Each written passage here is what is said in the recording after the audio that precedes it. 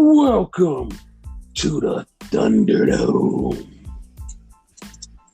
Yeah. We're about it with your voices. Mm-hmm. I don't know if that was supposed to be Triple H or that was supposed to be Vince. Because it sounded like a mixture of both. It was a mixture of both. Well, guys, I told you last week something was going to be different. I said we were all going to pick up a board game and play Guess Who, and nobody believed me. And it happened. It's happening. So, yeah.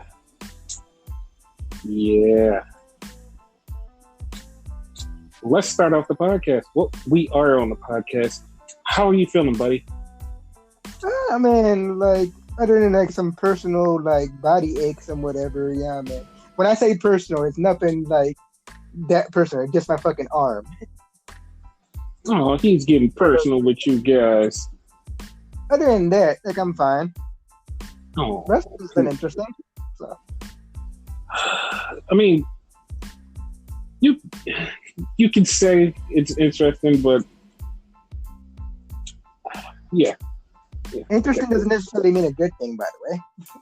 It doesn't. It doesn't mean a good thing at all. There's been so much bullshit going on this week that it's beyond baffling to me. It's how the fuck did this week be this week? What the fuck? Who just let this week happen? It's one of those weeks where you look at wrestling and go, why the fuck am I even watching this shit? Why am I here? Which is odd in contrast, because the last episode we did is titled "A Good Week from Out of Nowhere," because it was kind of and then that Friday, wow. Yeah, everything WWE did last week was it was hit out of the park. It was all right, cool. They're actually making good strides. AEW did some good things. It was everything's making good strides. And I know people are gonna be hey, the only reason you guys didn't like this week was because AEW wasn't on. No. That's not why we didn't like this week. Because it was so much stuff that felt like it was disconnected in an actual bad way. And it's okay, yeah, I don't know what's going on here. First off, with the biggest disconnection, the Go Home show for Raw didn't even feel like the Go Home show for Raw. It just felt off. It just felt something was weird. It was what? What the fuck is happening?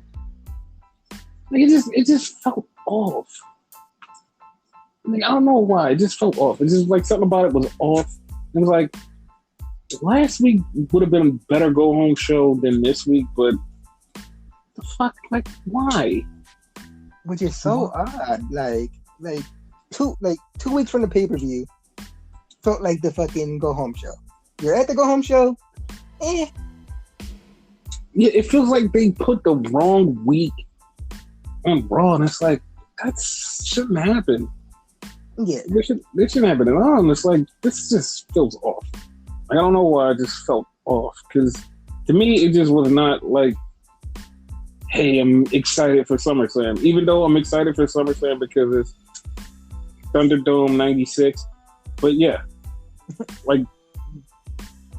that's about it. That's it. That's the only thing. But yeah, it wasn't a bad show to me, but it also wasn't a good show. It was, it was one of them blah, blah, blah, blah, blah, blah, blah. That's exactly how it felt. It was a blah, blah, blah, blah, blah, blah, blah. Yeah, because there's been worse Raws, whatever, but this one didn't hit me like last week. Last week was way better, even though Friday was the highlight of the week to me. Yeah, Friday was the highlight of the week, but that also felt like that was the Go Home show for them, and I wasn't sure but we'll see. We'll see what this week's SmackDown is. But yeah, and we'll talk about it at the end of the show. How whatever it is, blah, it is. Yeah, and by the way, not correcting you, but correcting them, thinking, oh, you didn't like the week because I'm about to say NXT because NXT was on, AEW wasn't on. It actually will be on a Saturday, so it actually will be on this week. So we'll see it. No, we'll see it. But yeah, we can get to Monday Night Raw. All right. So let's start there because Raw was, like we said, it was.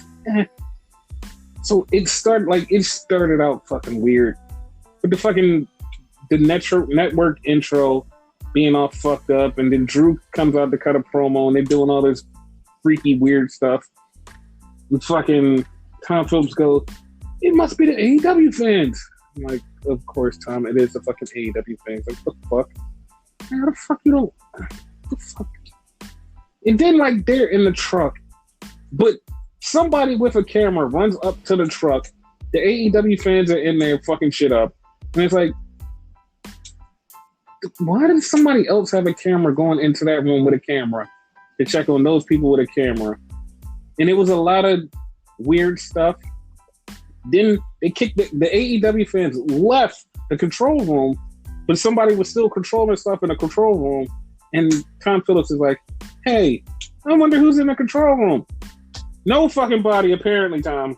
Nobody. And it was like, what the fuck is going? Like this was one of the segments that make you go, what the fuck? Like, this is one of them segments where you're like, what the fuck is going on with this AEW fan storyline? Like, I don't get it. Like, this is one of those ones. Like, it was like, okay, last week y'all had a good thing going. This week it was like, I don't get it. I'm just not understanding. Can I point out something about that though, right? Now, as you've been saying every fucking week on the podcast, right? Mm-hmm. People are listening and basically stealing your shit. I'm not gonna take credit for that. Your shit, right? Mm-hmm. You have this ongoing joke that this retribution shit is AEW because they hate WWE, blah blah blah. Like, it kind of fits the narrative if you think about it, even though it's a joke. And like, it probably wouldn't happen in a million years. But now apparently there's a theory out there that it actually is AEW, because like they had a match where someone interfered, and like you'll go into it more in detail, right? When we do the review. But apparently, or was that last week with the interference? What match are you talking about? The girl with the purple hair. That was last week on SmackDown. Last week on SmackDown, okay. But yeah, okay, there was a match. I forget who it was. I want to say it was Big E versus Morrison. Versus Morrison, yes. So yeah, we talked about all that last week and whatever, right? Apparently, people are saying this is Brandy. Because Brandy, I don't know if she still has purple hair, but she had purple hair at one point. Yes, she does. She still has it. Because last time I seen Brandy, she still has it. I want to say for some odd reason it's Carmella. No, I think that's Carmella. Yeah, it's Carmella. But like literally when she stood there on Friday with the purple strands hairing down, you can literally take a picture of Brandy standing with her hair just like that, like from Monday when they were having the tag team tournament, and she looks exactly like the girl, and you're like, wait, that's too similar. Exactly, which I showed you. I actually showed you a picture. Somebody actually did that. Like, it was a conspiracy theory. Yeah, it's way off, but yeah, that's it. So yeah, I just wanted to say props to you. Ow, my fucking arm. But people listen to you. Of course they listen to me. They listen to this podcast. They steal all our shit. Like, literally, every time we drop the podcast, there's something that I say on the podcast that literally gets stolen. Not even a serious thing. Like, it's like a dead-on joke. Because obviously you're joking. Because I don't think you think AEW is going to be involved in it. Like, yeah, no, AEW is fun. The one shot. Yeah, like, it's like the farthest of far. But yeah, I don't think AEW is going to be in it. Yeah. And also, like, at the end of the show, I'm going to say WWE totally dropped the ball on something this week with Raw. But But Back to continue the with Rod. I just wanted to like point that out, Justin. Like you the AEW fan, so yeah. So after all of that, Drew goes in the back, and the Job Squad were back there, and they're literally sitting there going, "Hey, what do we do about AEW fans? Yeah, we need to get these fans. Yeah, damn it!"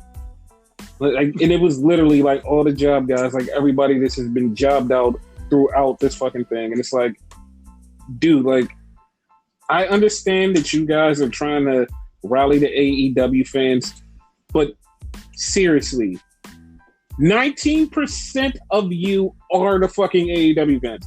Like, literally, it was fucking Cedric Alexander, Ricochet, and Mustafa Ali, and a couple other people, and I'm looking at them like, you're fucking trying to stop yourselves. I know that you guys are the bad guys. What the fuck is going on? I'm watching them hype themselves up like, yeah, we need to stop them. Let's get them. I'm like, you double agent son of a bitches, you're the bad guys, and I know it. Like, that's the perfect description. Double agent. Yeah. Like, I was so mad because they were hyping it up. Yeah, let's get them. Let's go. And I'm just looking. I'm like, you sons of bitches are the bad guys. What are you even doing?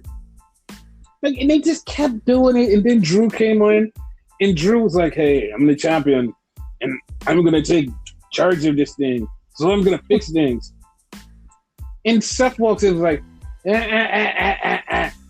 "I'm the church guy. I'm the minister." He's like, and Drew was like, "Jesus Christ, yes, that's me. No, you're not Jesus Christ. I was just saying that." And they started arguing, and I swore it was going to lead into a match. They just walked off, and Drew said one of the funniest lines, and it wasn't meant to be funny, but it was funny because it was. Drew, like, Seth starts to leave, and Murphy was standing there. Drew goes, "And take your buddy with you." Okay. Like I laughed my ass off when he said that. Like it was so subtle, and it was like, "Take your buddy with you." Like, if people don't know, he doesn't have his first name, Buddy Murphy, and that's why it was funny. He said, "Take your buddy with you." It was just like, what the fuck, man? I literally went into town with that shit with the fucking like My Buddy doll from what is it? The 80s, 90s? Yes, it was the 80s. What the fuck, man? The fuck. My buddy and me. Yes. Someone needs to do that video with Seth and Murphy. Someone needs to do that. I beg you. So then we cut back to the ring, and MVP and the Hurt Locker business are out there, and they're like, yo, we're out here because we just want to be out here, and we want to call out Apollo Crews because we think he's the leader of the AEW. And I'm just like, dude, that makes no fucking sense at all.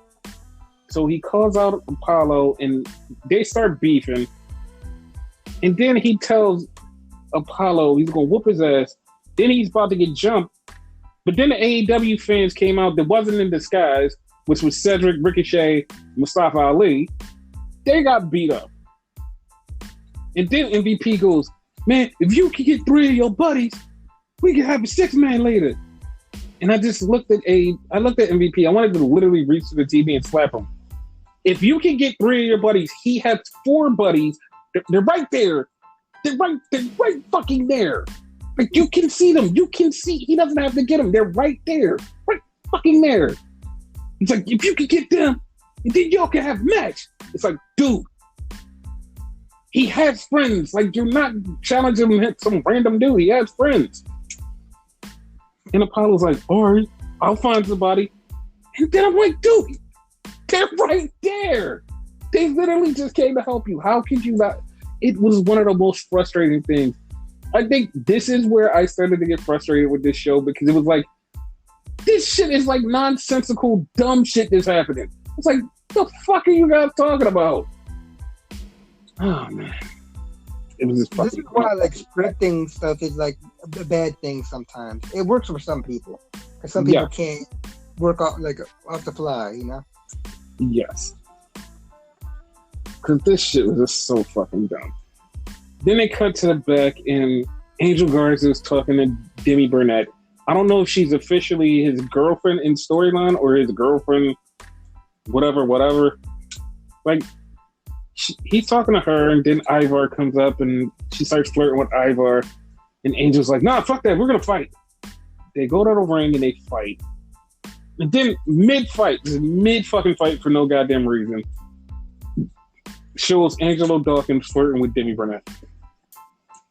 Now, it bothered, like I said, this whole show, like a lot of shit bothered me. Why the fuck was he...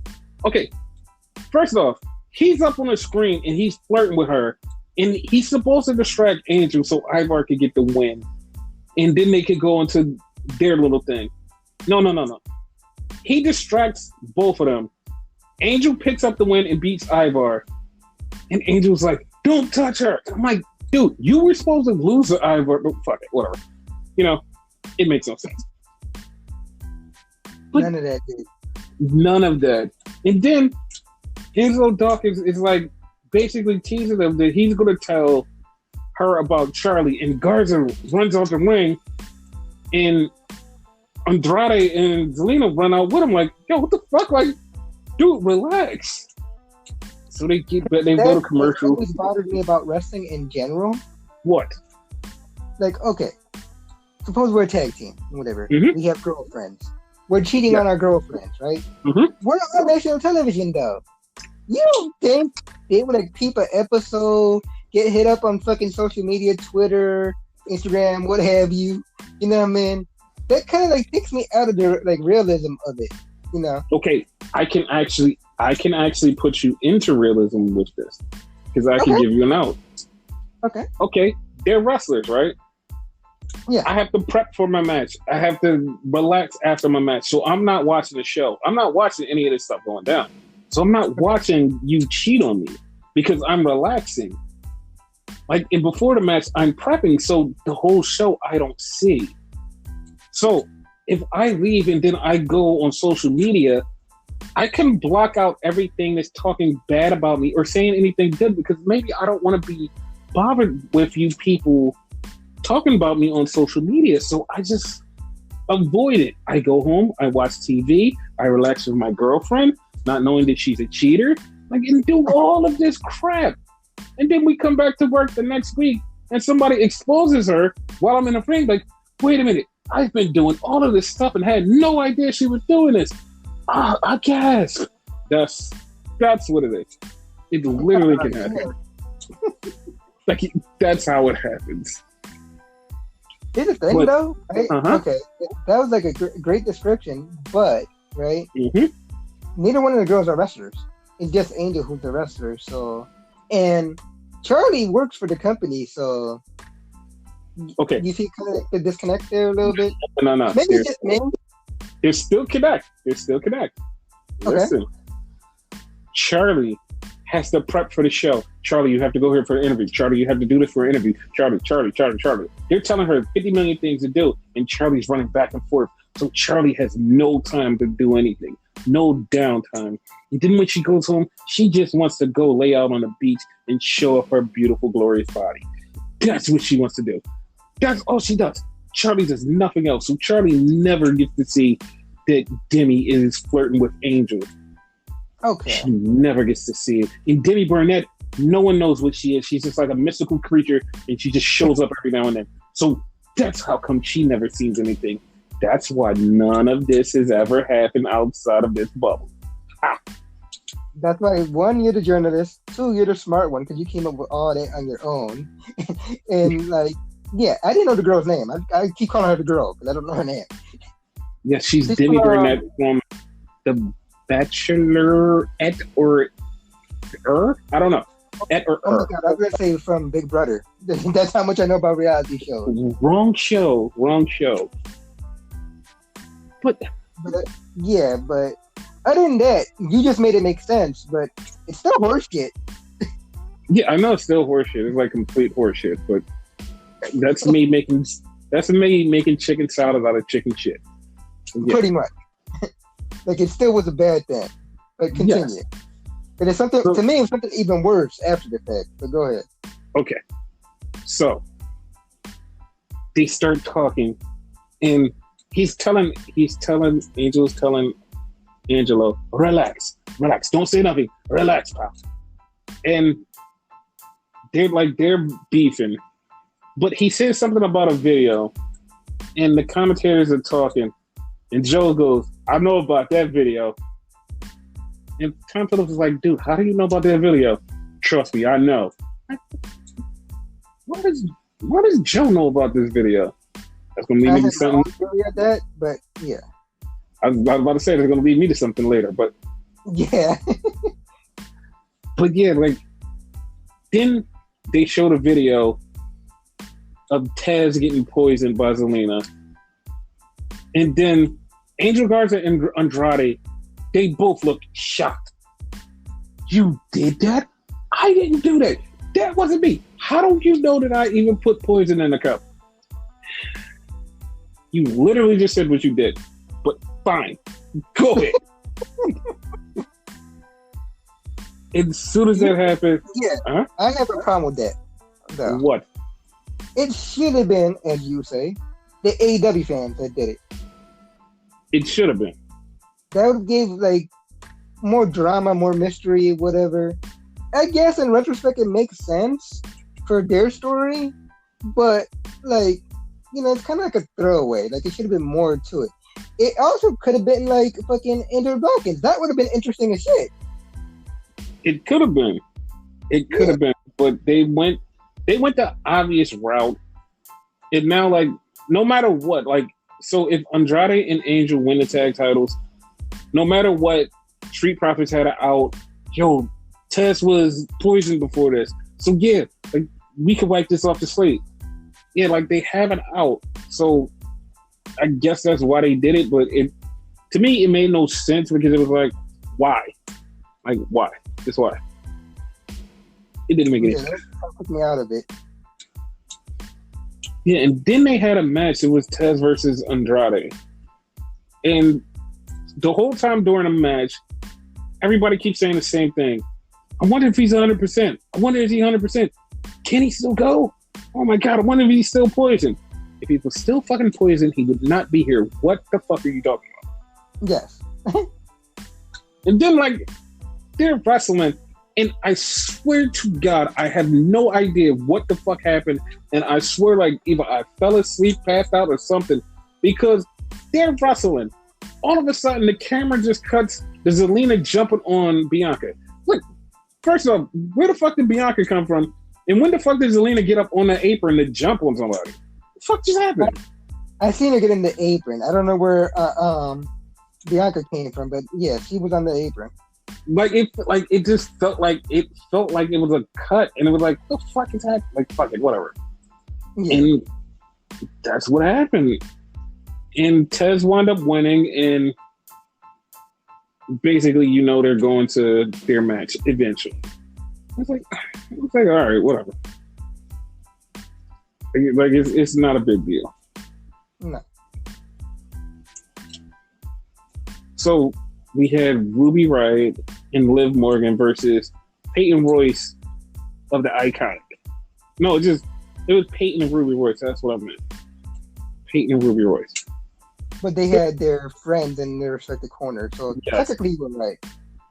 So they had the match, and Liv is out there, and Peyton pushes Ruby into Liv, and Liv falls down like she's dead. And Ruby's all concerned, like, I didn't do it. I didn't mean to hit you, blah, blah, blah, blah, blah. Ruby gets back in the ring. Ruby gets killed. It's like, the fuck? Like, why? Why did this happen?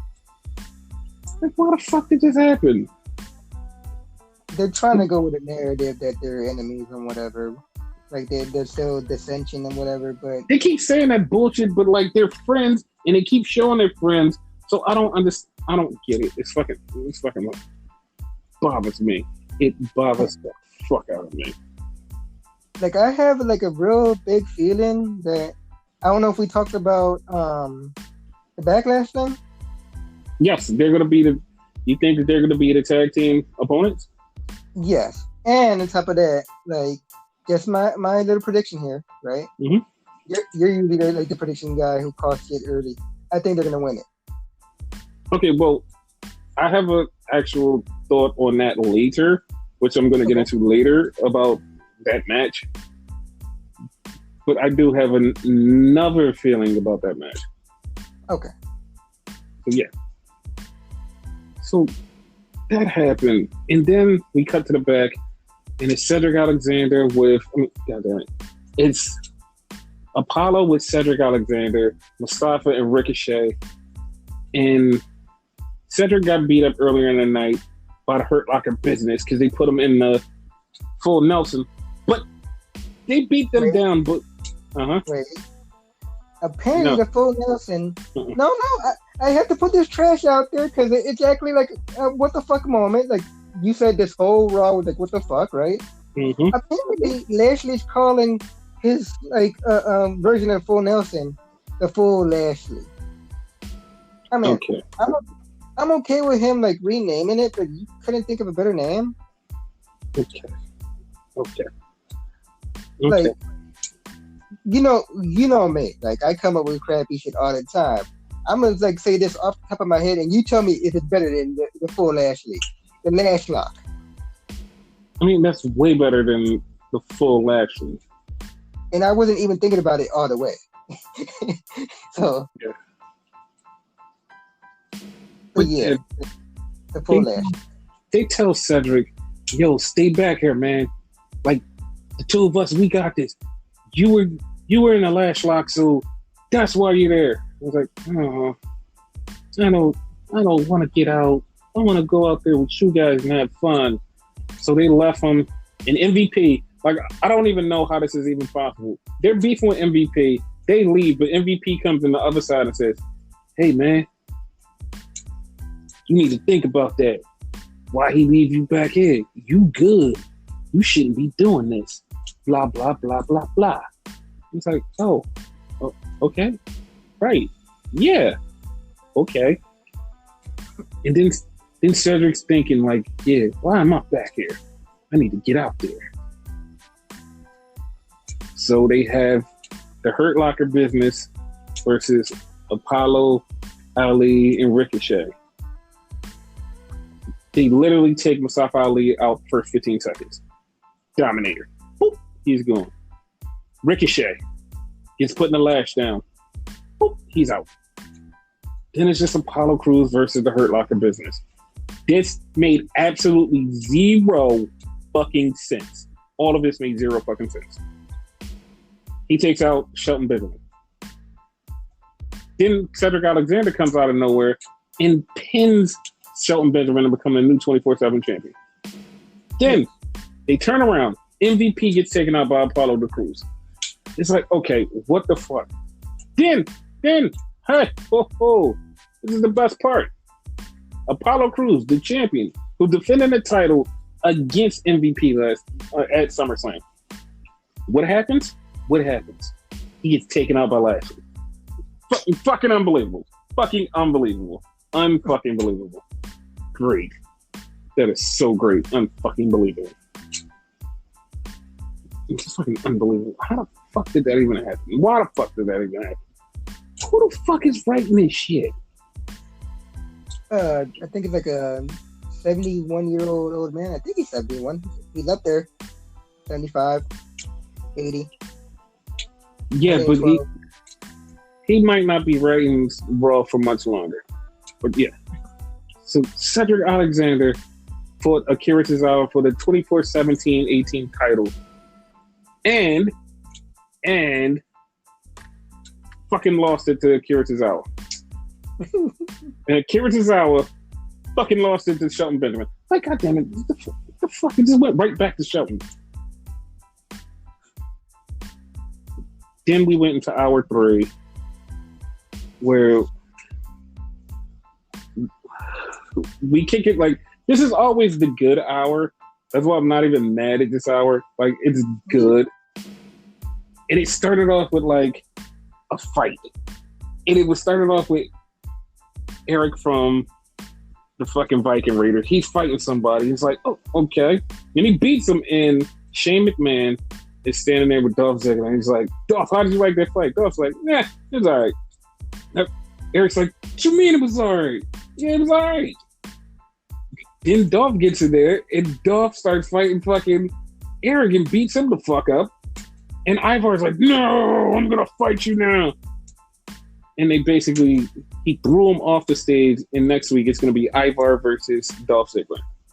I had fucking Monty Brown flashbacks. Pounds. Yeah, he pounced the shit out of me. Yeah. Here's the thing, though. Mm-hmm. The guy that fucking Eric beat up, right? Mm-hmm. I swore was fucking Dolph Ziggler from the get-go. Yes, I thought it was Dolph too. Like, wait, how you standing there and there at the same time? Like, the fuck? It was very unsettling. Very. Yeah. But, I mean, Shane McMahon was doing a great job. I mean, it seems like Shane McMahon does no wrong. And, like, if he was to ever be, like, in charge of a show again, like, it would be pretty good. Like, you know, like, maybe Shane can bring back that SmackDown feel to a show if he ever got in charge of a show, if he was writing it, you know. That would be great. I mean, of course, it would be great because it would be like the A show again.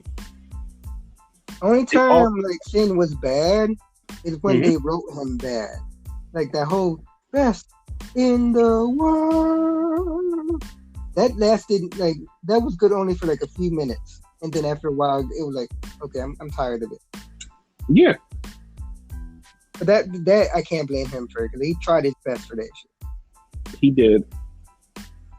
And I mean, like, this thing, like, this underground thing is getting serious. Like, I wouldn't be mad if they had, like, belts for this. Oh, shit.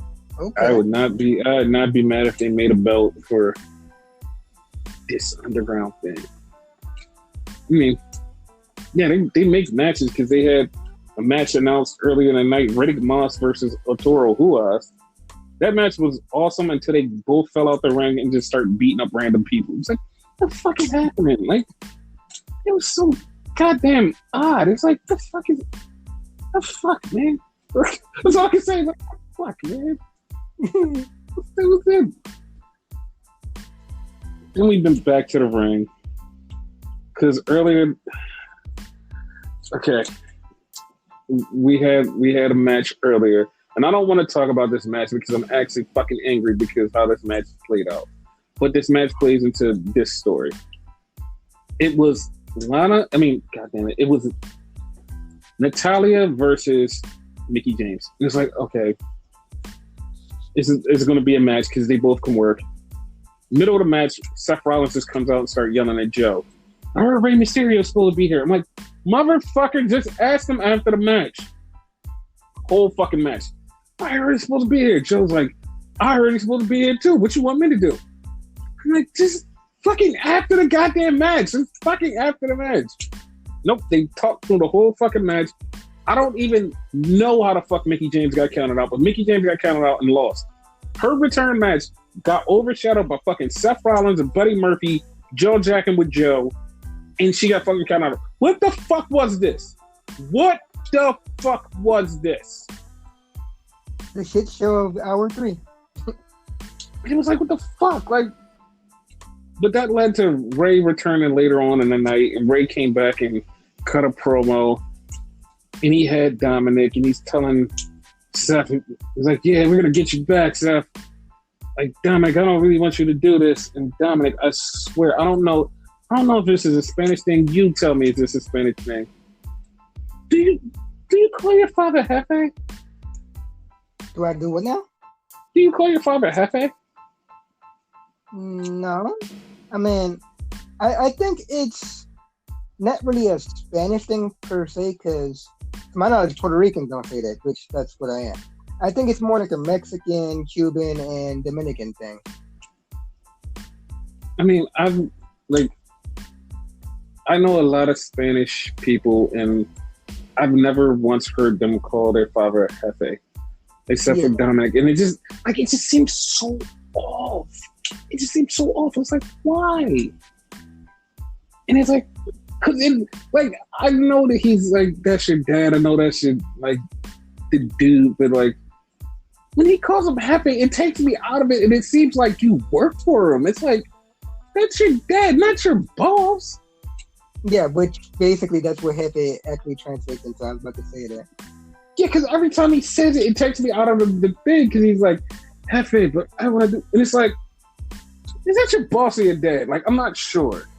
Like, we've been questioning that for years, so I don't know if he really is your dad, if you just keep calling him Hefe. I'm cool, boss. Like, I'm cool. That's how it is. So they're talking, and Seth comes down, Seth with Buddy, and hey, you're gonna kick your asses. And Ray and Dominic run out of the ring. And then Seth and Ray start getting into it, and Dominic gets back in the ring with the kendo stick and start whooping everybody's ass. Then he brings a second kendo stick, and they just beat the shit out of Seth until Buddy comes in and helps him eventually. And that's how they leave. They actually kind of got Seth back with the back forth thing. Like, he hit him from the front and the back, which like was fucking hilarious to me. Yeah. So the King and the Prince both left very nicely. Rey Mysterio and Prince Mysterio left. I wouldn't mind they start calling him Prince Mysterio. I mean, I'm not saying that they will. I'm not saying he will wear a mask. I'm not saying that he will wear any type of red gear on Sunday. I'm not saying any of that. I never called him Prince Mysterio. I don't know why anybody would call Dominic Mysterio Prince Mysterio. That's way out of line. Prince Mysterio sounds so weird. Plus, wearing something like Ray would wear, that would be so out of character. Your music is just like Ray, but oh my God, stay away from the King. I mean, you know, he's his son and all, but like, come on, King Mysterio, stay away from Prince Mysterio. Jesus. But yeah. Yeah. I enjoyed that part. Oh yeah, I enjoyed that part.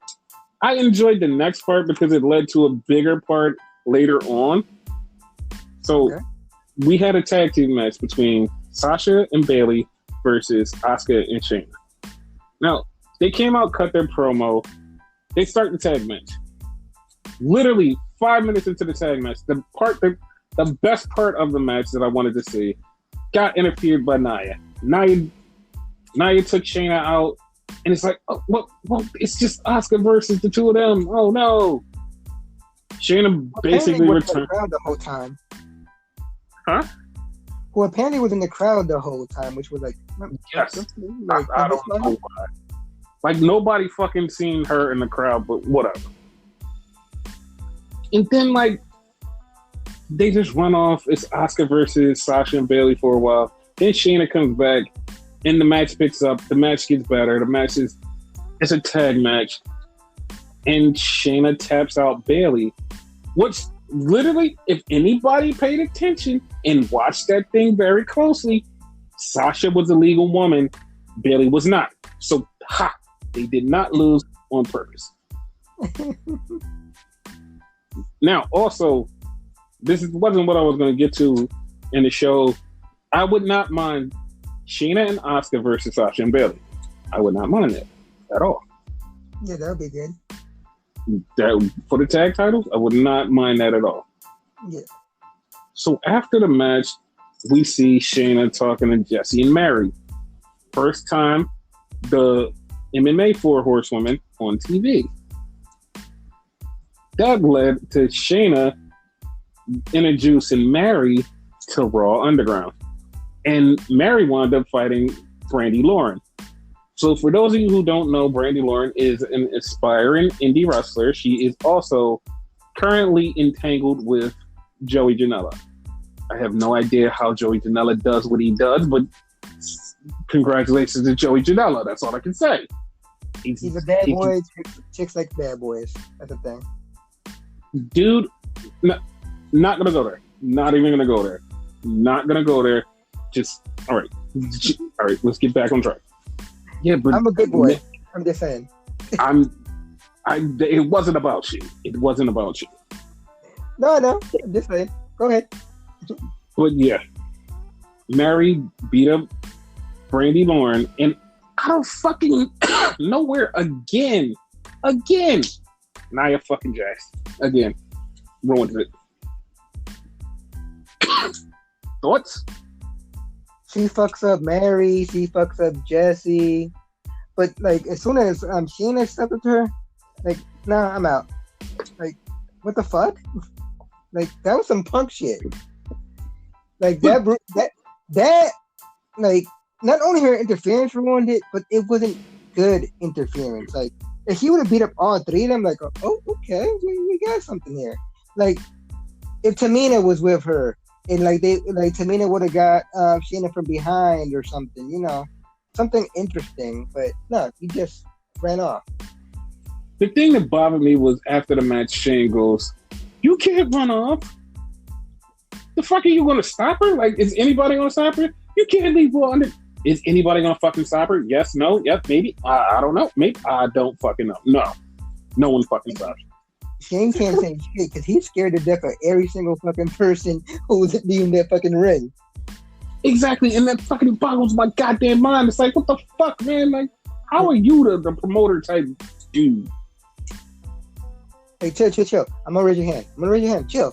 Don't hit me. Got you. Raise your hand. I think he literally said that once. He did, and it was like, what the fuck, dude? It was so fucking stupid.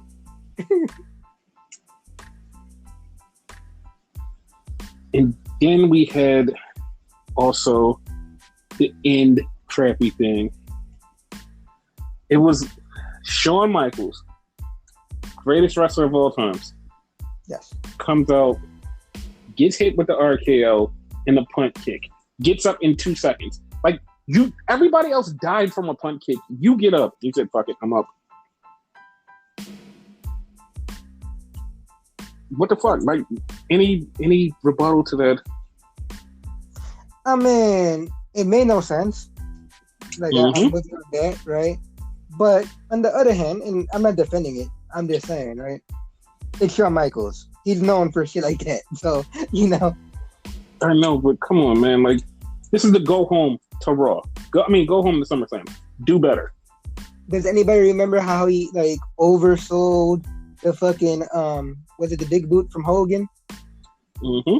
Like, that shit was fucking hilarious. And there's probably more that I can't think of, but that's the main one that comes off, like, the top of my head and whatever. So, like, while it was bad, like, it's Shawn, you know? So, like, that, it bothered me, but it didn't bother me, if you know what I'm trying to say. Mm-hmm. Yeah. What really bothered me, though, and, like, this just, you know what I mean, throwing this out there. Mm-hmm. Like, his hat came off.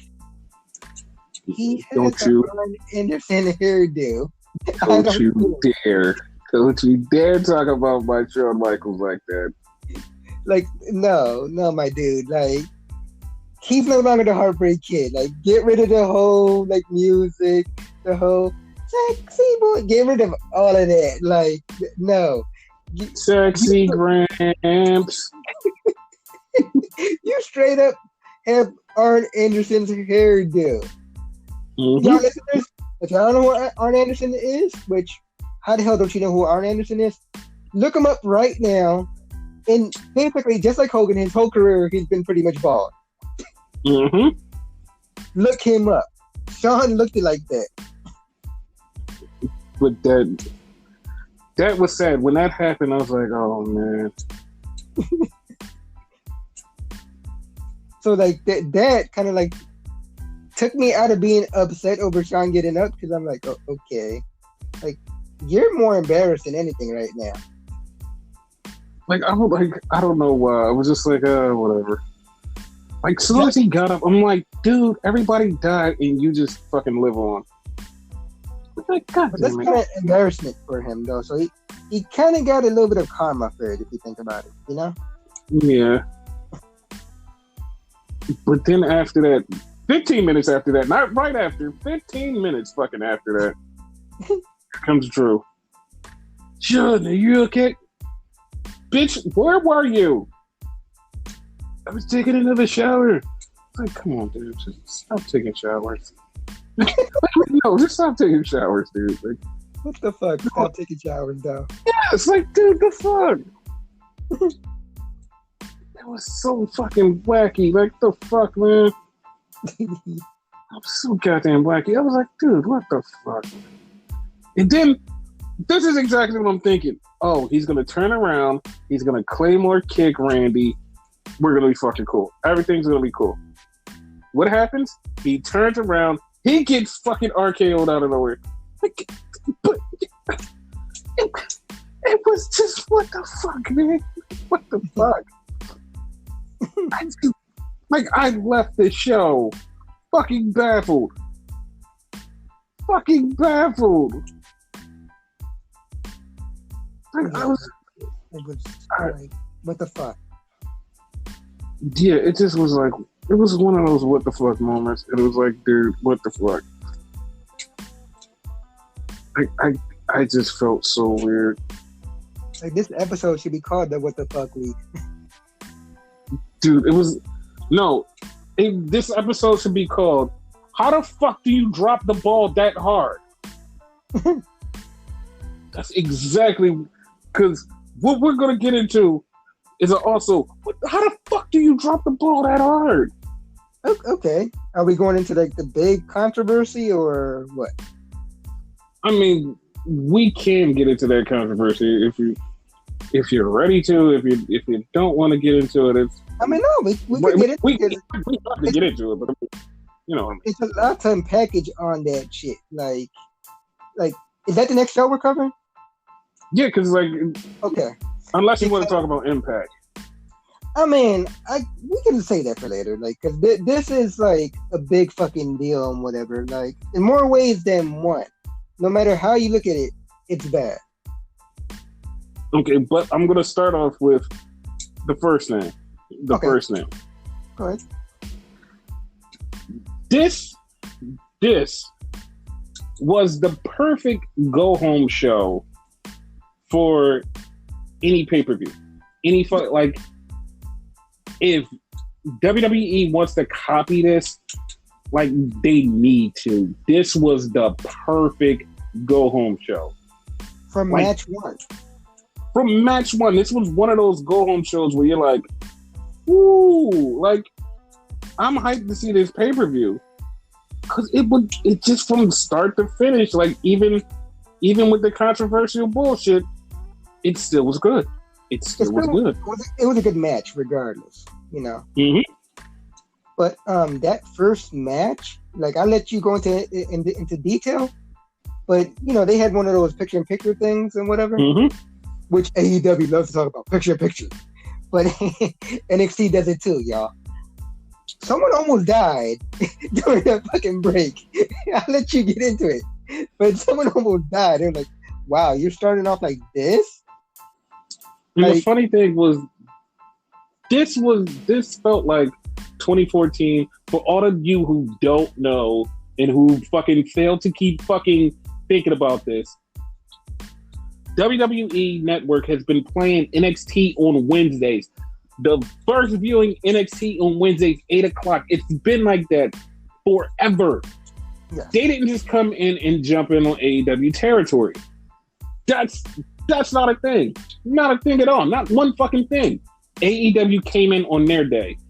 Wednesday has always been NXT, and anybody who doesn't believe that can go suck a fucking dick and fall off a cliff while they're sucking the dick.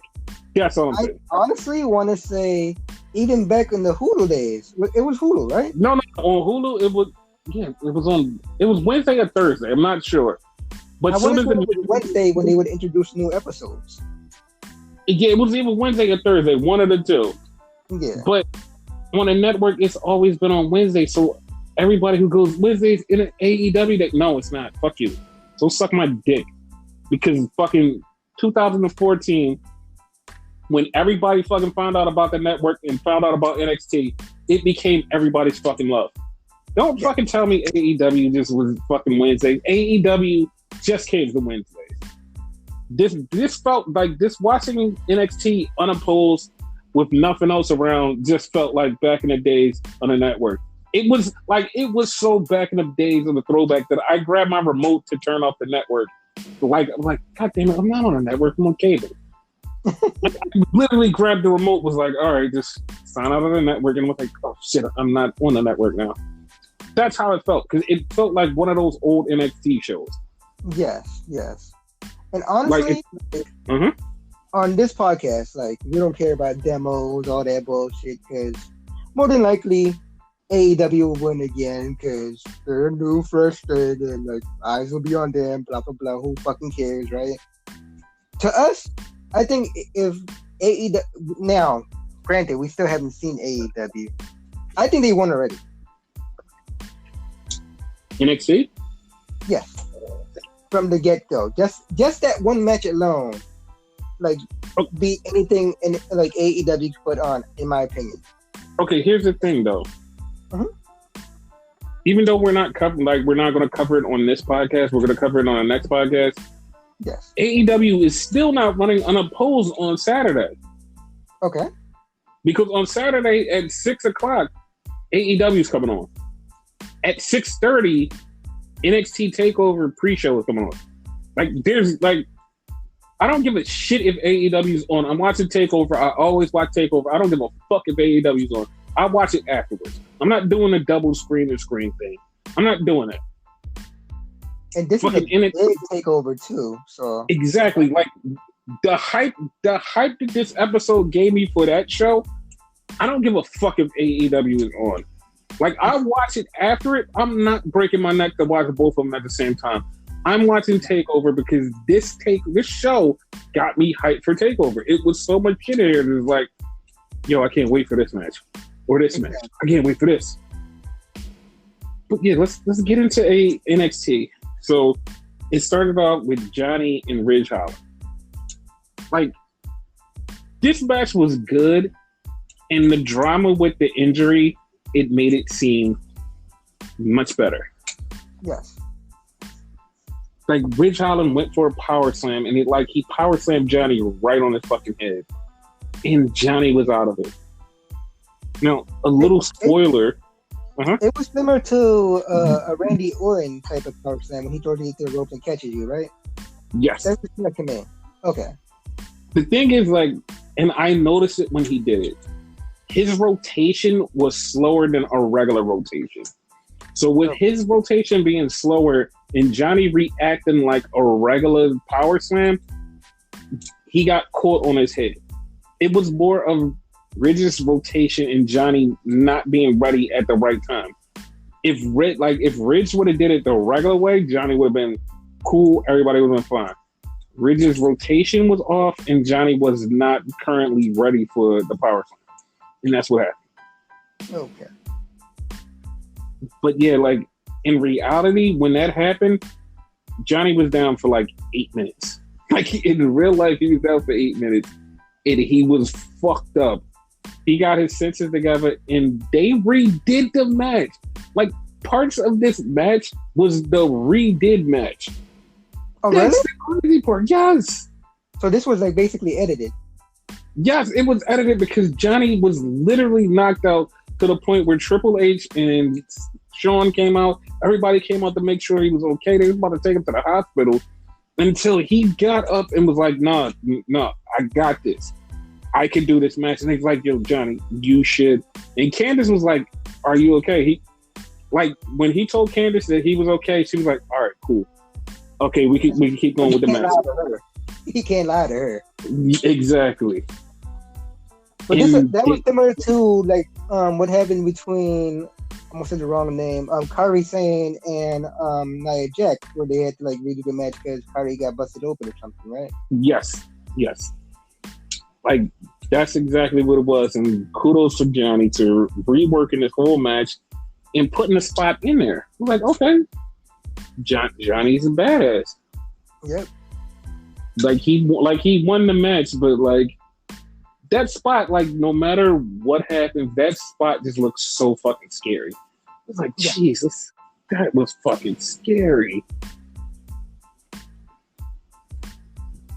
Then, like, after that match, we had a match between Dakota Kai and Jessi Kamea. Now, I have a few things to say about Jessi Kamea. Honestly, that's exactly what I'm doing. Okay. If you looked at the back of her shirt, it looked like it was the back of Goku's shirt with like a little symbol in it. I was like, oh, okay, like maybe that's where they're going with her to like be a kind of Dragon Ball-ish knockoff type person. Yes. And it's like, okay, that's where they're going. Like, she wrestled Dakota, and I still feel she still needs a full gimmick. She needs something, because I feel like, all right, she has some of the pieces.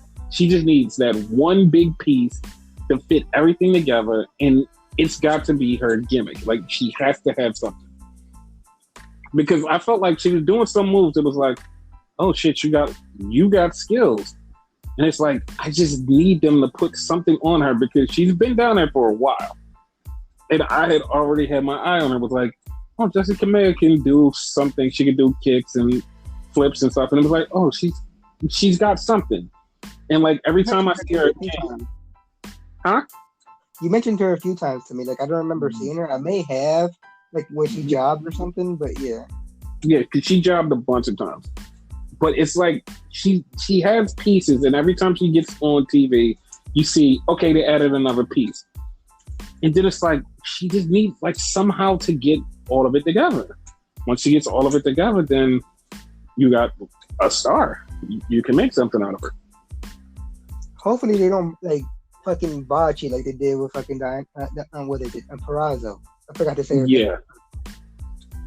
But I don't think they're gonna botch it, because like Jessi is kind of a homegrown, because she was a track star before this, so she wasn't a wrestler. Okay. Like the Deonna Purrazzo thing was like they botched her because she was a wrestler before this. Oh yeah, because Vince only caters to like homegrown people for the most part. Basically. Yeah. But yeah, so the Dakota Kai thing happened, and it was like, okay, that like Dakota beats her. Then Io comes out, and Io and her start fighting, and they fight to the ramp, and it's like, okay, like cool. Bam! Io gets hit with the kick from Raquel Gonzalez, who the internet said they broke them up. They separated them. They don't want them together. You guys are complete fucking idiots. I was so happy to see her. I was so happy. Dude, I was actually mad. And I'm going to tell you why I was mad. Okay. I wanted her to show up on Saturday. I didn't want her to show up here. I wanted her to show up on Saturday. If she didn't show up here, I would have came on this podcast and said, she's showing up on Saturday to try to help Dakota win. I was going to say that. That makes more sense. Like, surprise factor. Good point. Yes, but now that the cat's out the bag, I still think that they're going to lose. I think they're going to lose. I'm going to tell you who's the perfect candidate for Io to lose to, because I don't think it's going to be Dakota. But this beatdown, the way that they beat her down, and Io kept coming back, and they just kept beating her down. The way that this was done, like, it just got me hyped for the match. I'm like, oh shit, this is going to be a great match. Because Dakota showed all types of new flashes of brilliance in the ring, and it's like, oh, this is going to be a real good match when it comes. It's going to be good. But yeah, that was fucking awesome. Then we went to a Tegan Knox promo about Candice LeRae. Now, I expected... Huh? This I didn't like. Dude, I was about to say, I expected more. I expected more from this. Because the way Tegan ended this was not the response I wanted. And, like, there was no follow-up. There was zero follow-up on this. Because the interviewer goes, dude, what's up with you and Candice? Like, what's happening? Like, you dudes were friends a few minutes ago. Like, what happened? And Tegan was like, we've been friends for a long time. I didn't like the way shit happened. Blah, blah, blah, blah, blah. And then Tegan goes, but we're going to settle this like we always settle this. over a bottle of wine. And in my mind, I was like, if Candice does not bust a bottle of wine over your head, I will hate this promo forever. Because it made no fucking sense. It was like, you're still trying to be friendly with a person who keeps fucking you up, and that doesn't make any sense. Wait. I got it. Vince Russo is going to book this match. And it's going to be a bottle of wine on a pole match. Oh, okay. God, please don't do that. It was a joke. Hey, this is on you, pal.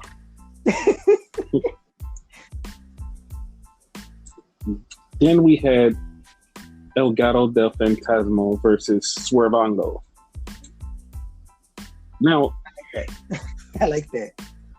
Like, okay, I didn't like this. I didn't like this match, and like, it was a good match. I just didn't like a lot of things in this match, and it didn't work for me. It's like, okay, they beat up Fandango because he has the messed up arm.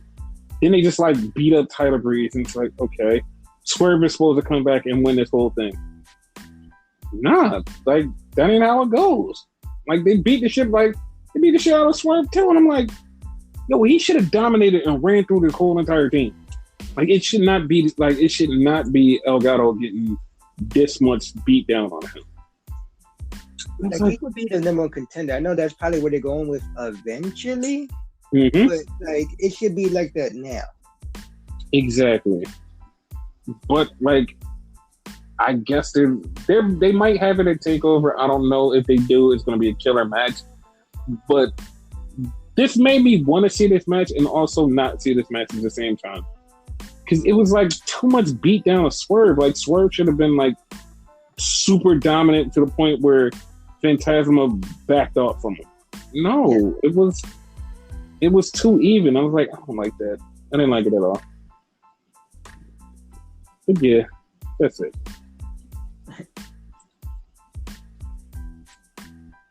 So then we had a fucking great video package that I was like, oh my God.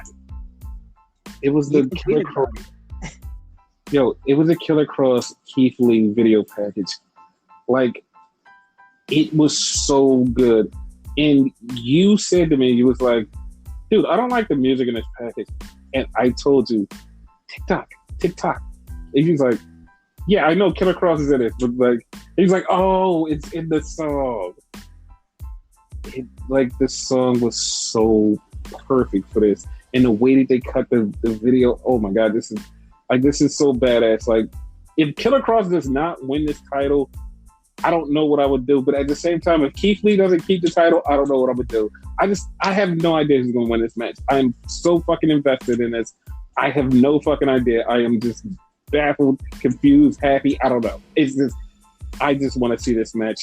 I want to see this match. I got ideas to make you happy either way. Yes. Dual champion like China and Chris Jericho. If they're dual champions, I'll be okay with it. I'll be happy. Like, I just like this match is just one of those matches that like I don't even care who wins. Like, this match is gonna be really good. Then we had a tag team match: Mercedes Martinez and Aaliyah versus Rhea Ripley and Shotzi Blackheart.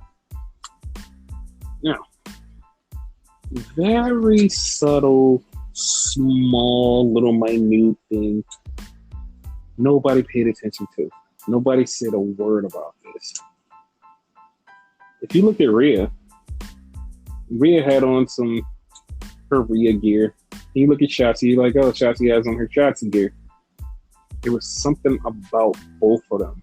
They had green in both of their gear, and they looked it like a tag team.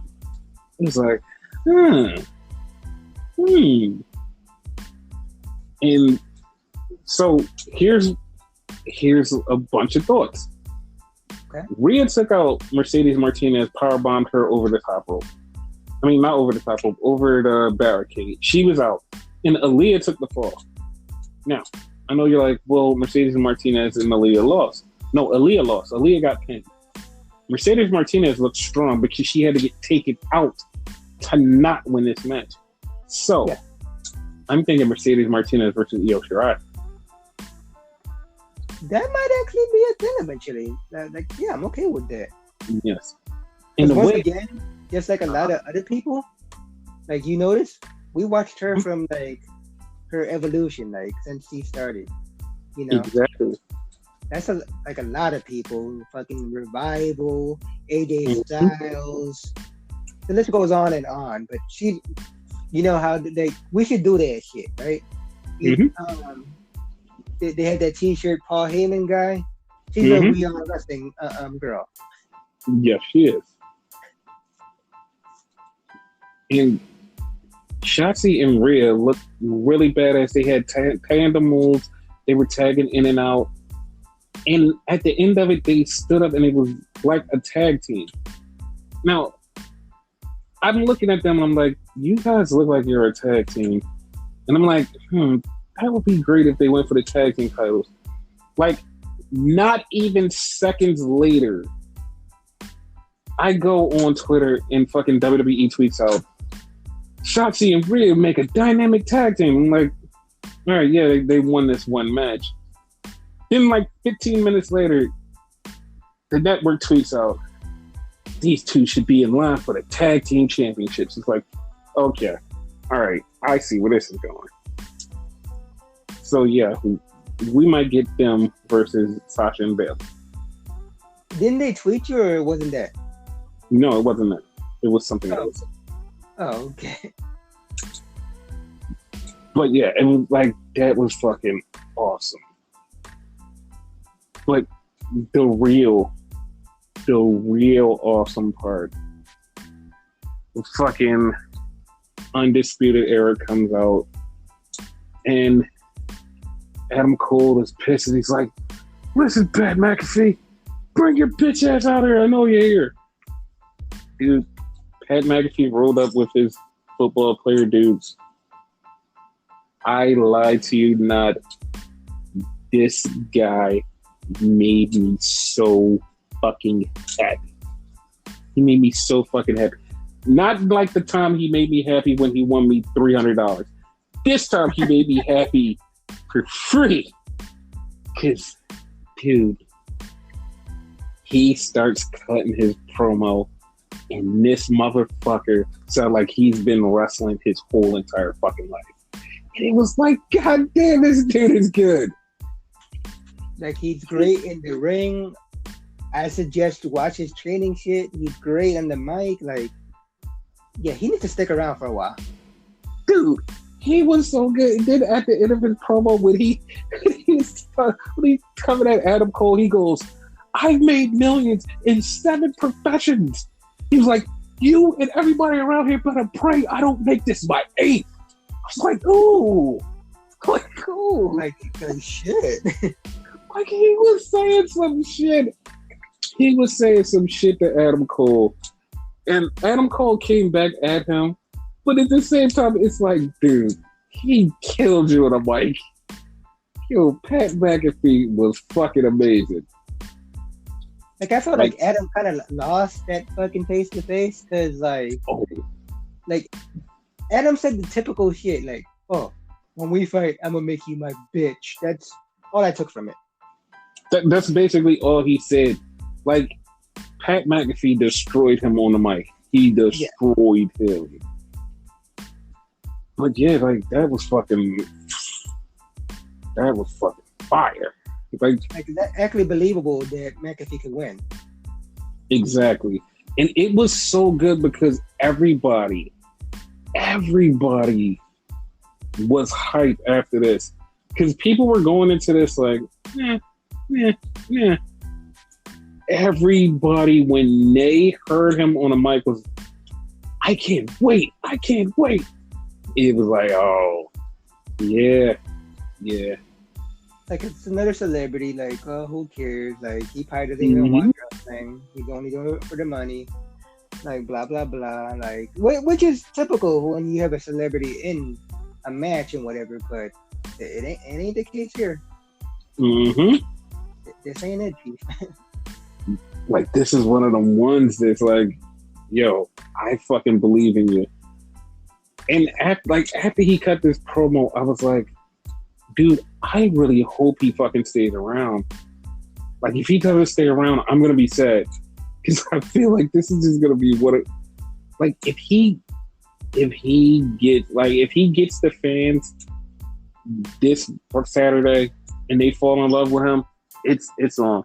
It's fucking on. Like, Jesus, like, he's so fucking good. Only thing he's missing right now, Mm-hmm. cool merch. Cool merch. You get that cool merch? Yes. Yeah, it's on. And I actually want to see his wrestling gear. I have a feeling he's going to be in regular crappy gear, like, which is going to be like ball shorts and like a t-shirt or something dumb like that. I feel like he's going to be in that, but I really would want him in real wrestling gear. He'll probably be like Brock Lesnar or whatever, where in essence Brock Lesnar wears shorts, but they just like logos on it and whatnot. I hope he does something like that that's entertaining and making me feel, ooh, yeah, I like that. The shorts are basically his style and whatever. I don't think he would wear tights, you know? No, but I would want him to do it, first off, because it would piss people off and be like, dude, what the fuck are you wearing? And then also to really fuck people up when he's actually wrestling, like, oh, you're a wrestler. Fucked you up, didn't it? Not only that, he probably had the body for it too, because some people can't rock tights. Yeah. Like with his athletic background, yeah, he definitely has the body for it. Yeah. So now we have to get into the ending of the show. Yeah. And I hate it. Like, I know they keep saying he's acquitted from all of this. He's acquitted from all this. He did nothing wrong. He's acquitted. Blah, blah, blah. Dude, I don't care. Like, I don't care. I'm sorry. I'm still judging him, but fuck that, man. I feel like, yo, I can't do it. Like, he can't stay here. He can't stay here now. And then the thing, like, I would have even, like, turned off my brain for a few more seconds and been like, you know what? I'm going to try to make a case for him to be here. When you have fucking big fucking sports people tweeting about it, fucking Deadspin, who is a fucking sports, like, media people, they tweeted WWE NXT has a suspected child rapist as one of their superstars. And they showed him, it's like, dude, if you don't get him the fuck off of TV right now, you're putting yourself and everyone at risk. Get him the fuck out of here. Like this totally wrong, because like it so looks like he did it. You know what I mean? Like, it looks like it. Like, there's no ifs, ands, or buts about it, you know? Like, dude, I know that they say, yo, we did our investigation, blah, blah, blah, blah, blah. There's literally a dude out there that can like basically said, yo, he did it.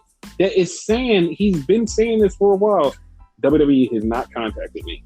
It's like, yeah, you guys are looking bad now. Like, this whole thing is looking bad. I try so hard to defend this thing. It's no defense to this. It's sorry. There's none whatsoever. Like, even if you don't believe all that stuff, like, it's still bad regardless. Because they said they did the investigation or whatever. I want to see a police report. In all honesty, like, this is like the magnitude of this is so big. You know, it's not like a normal thing. Exactly.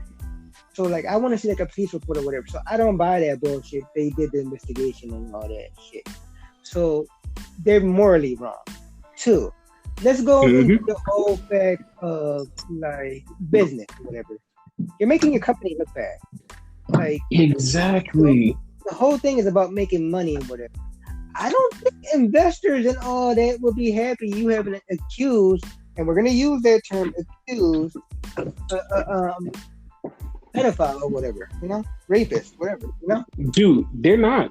They're not. They're pissed. Yeah. Especially when they get their hands on like the outlets talking about it. Oh, they're gonna be pissed. Yeah, like, and to steal a line from Triple H, it's bad for business, Mm-hmm. Like, he should not be on television at all until everything is settled. It's not 100% settled yet. And they're acting like it is. Yeah, exactly. And then you have the fans who are not happy, So you have the investors pissed off, fans are not happy about it, you know what I mean? Dude, mm-hmm. 20,000 people already signed the petition to fire Velveteen Dream. Already. In a 24-hour span. Wow. 24 fucking hours. Want him going. Like, come on. Like, come on. Seriously. So, are we gonna go into this like fucking play-by-play, or are we just gonna go straight to it, like who won? No, we're gonna go play-by-play because it was like, I actually have a problem with the ending and whatever, which I'm gonna go into. I actually have something on my tablet, whatever, because like I actually have a problem with the upcoming match, and it's not just him; it's another person in it. I have no problem with the guy because the guy's talented. It's just like I feel like it should be done differently. But go ahead. Okay. So how do you feel about it? You have to like go into the thing now. Okay, let's start the match. Okay. Yeah. The match was Finn Balor versus what the fuck is his name? Blah blah blah Dream. Whatever. So they're wrestling. No. Blah blah blah Dream. So they're wrestling, right? The match is fucking going. All of a sudden, Cameron Grimes baby shows up and gets on the ladder. And I said to you, as soon as it happened, I said, dude, fucking blah blah blah Dream is losing. I mean, is winning. I said that to you. Yeah. And you was like, no. I'm like, dude, it's happening. Because it made no fucking sense. No fucking sense for Cameron Grimes baby to come out there and fuck this matchup. It's like, the fuck? Like, it was just one of them what the fuck moments. Another one. Yes. And so the match keeps going on. All of a sudden, Cameron Grimes gets in the match, start causing people match. Match like is almost messed up. And then Dick Boy comes out. I'm like, okay. Then Johnny Gargano comes out. I'm like, all right. Then of course, hey, who else comes out next? Got that right. It's Punishment Martinez. Exactly. The match fucking winds up with everybody knocking out everybody, and then blah blah blah Dream winds up beating Finn. It's like, fuck, man. But like, it's still controversy though. If we're just going like touching the fucking wrestling realm or whatever, right? No. I was about to say how blah blah blah Dream wins because that was the best part of the show. Yes. So right before blah blah blah Dream wins, Timothy Thatcher shows up, and Timothy Thatcher fucks up Finn Balor. Yes. And that actually got me hyped. It actually got me hyped. Because it's so fucking funny. Because not promoting it just to promote it. Like, y'all know by now, I got a YouTube channel. Like, do these simulation matches, blah, blah, blah, whatever, right? As this match is going, I'm setting up for the ladder match and whatever. Because obviously, I have not recorded it yet. Because it's not 100% until that match happens. So, you turn to me and you be like, oh, get ready because Thatcher versus Finn is going to happen. I'm like, you know what? I'm going to record it just because you said. So, yeah. Apparently this morning, they announced that match. So, they officially announced the match. So you were on the ball on that one. Yeah, and like I have a female friend, and she's pissed off that Velveteen Dream wins because she's a huge Finn fan, and she was really upset. And I told her, I said, dude, like I know this company sucks. I know this shit is pissing you off because I'm pissed off too. I said, think about the bright side. We get Timothy Thatcher versus Finn at TakeOver. She's like, you know what? That is a good match, but still, fuck Dream. I was like, yeah, no, fuck Dream. Yeah, but we do get a good match. You know what I mean? Because honestly, like, and I'm gonna go into it, whatever. Mm-hmm. I don't want Dream in it, but I really didn't want Finn in it either. And okay, and that's not me hating on Finn. Because I really didn't want Johnny Gargano in it either. I wanted Rich to win. I wanted this to be like a bunch of new cats and whatever, you know, because Johnny already won it. You know, he already is a former North American champion. Finn is a former Universal Champion, former Intercontinental Champion, he damn near had a bunch of fucking titles. So like, but he never had that title. He never had that. But I don't feel like this was the time for him to have. You know, he's gonna get it eventually, in my opinion. But like, I don't feel like he should have like been in there. Putting him against Thatcher is good because you have some more star power on the show itself that doesn't interfere with this match. You know, Johnny should have been in another match, in my opinion. So I would have put Ridge over Johnny. Yeah, like, okay. So to me, to perfectly put this match, I would have definitely put Ridge over Johnny. But I was totally okay with Finn winning this match because Finn never had the North American title, so I was totally okay with it. That's why I was like, what I'm saying, there's so many other people they could have randomly used that's on NXT. They didn't have to have Finn or Dream in this match. Oh, of course. Like they could have had Kushida in it. Kushida. I'm reading off like on the NXT roster and whatever. That you mentioned earlier that was on Raw, like Toro Rujas. That would have been random if he was on Raw, you know what I mean? So why not him? You know?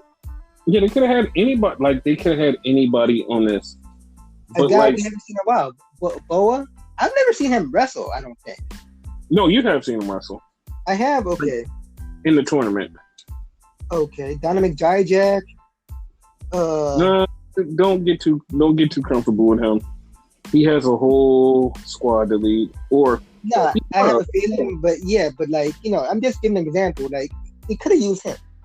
You know, Drake Maverick. Because what are they doing with Drake right now? Nothing. I mean, he died last week, so he can't come back today. James Drake, which is apparently on the NXT roster. I think it's a botch on the fucking website, but it's a thing. That's a complete botch because he's a UK dude. Yeah. Killian Dane, that would have been interesting. Yeah, it would have been hard to see Killian Dane win. Left field, like I would like. He really hasn't done nothing. Like he wouldn't really win this match, but Kona Reeves. Ew. He's on the roster, huh? I said ew. But you know what I'm saying? It's a new guy, you know? Mansoor. Yeah. Malcolm Devon's like guys. Like he has two of them. Yeah. I don't know if Pete Dunne's allowed to come back to No. States, yeah. Nobody can come back to the United States until this travel ban is lifted. Shane Thorne. I mean, yeah, Shane Thorne is right there. Tommaso Ciampa, which may or may not be part of the same group. So, you know. Uh-huh. And then, like, I don't know why it's on here, but Zach Gibson. So. Yeah, why is Zach Gibson on there? I don't know. I'm going according to, like, the website. But you see, I read off a bunch of names, you know. It's not me hating on Finn, because I love Finn, you know. I love Johnny on top of that, but, like, it could have been any of these motherfuckers. It could have been. And like, to me, that would have made the better match. Yeah, but they wanted to book certain star power, and that's why where we're at with this, and that's what's happening. Like, I'm not bitching, right? Like, It makes sense what I'm saying, right? No, it's perfectly fine. Oh, okay. But yeah, this match is gonna be hot, regardless. Yes, it's gonna be hot. Yeah, even with Dream in it, like it's still gonna be good. Hopefully, they don't go the retarded route and like have him win. That'd be so fucking retarded. You know how many people stop watching? How many investors you lose? You're gonna lose money like crazy if this happens. That'd be. I know you listen to him. Listen to me for a second. I beg you, don't do that. Like, first off, I don't think that they will do that because it's down to 3 people that they have selected for the win. It's only 3 people they got. It's Cameron Grimes, Bronson Reed, and Damian Priest. Like, out of those 3 people, they're trying to figure out who would be the better North American champion. I'm down for all of it. Yeah, like I'm down for either of the 3, but out of those 3, they're the top 3 that they're looking to put the belt on. Like everybody else is just people in there to make the match look good. Yeah. And I still feel weird that this is a 5-person ladder match. I'm not saying that they're going to add a 6th person. I'm not saying that they will add a 6th person, but it's odd that it's only 5 people. And how many times have you seen a 5-person ladder match that stays a 5-person ladder match? Just not too many. Like there's been a few, but not too many. Yeah, it's been a few, very few. So like, yeah, I think wrestling companies have like OCD like I do because that kind of bothers me when it's like an odd number. Like I never like that. Because here's the bad part about it: the dynamic is like 100% off. You have 2 people fighting over here, then you have 2 people fighting over here. It's one person that just run up the ladder. Like that's so off. Which that's how it went on my video and whatever. Like the guy who won, like he won because there was nobody else around. Everybody else was down.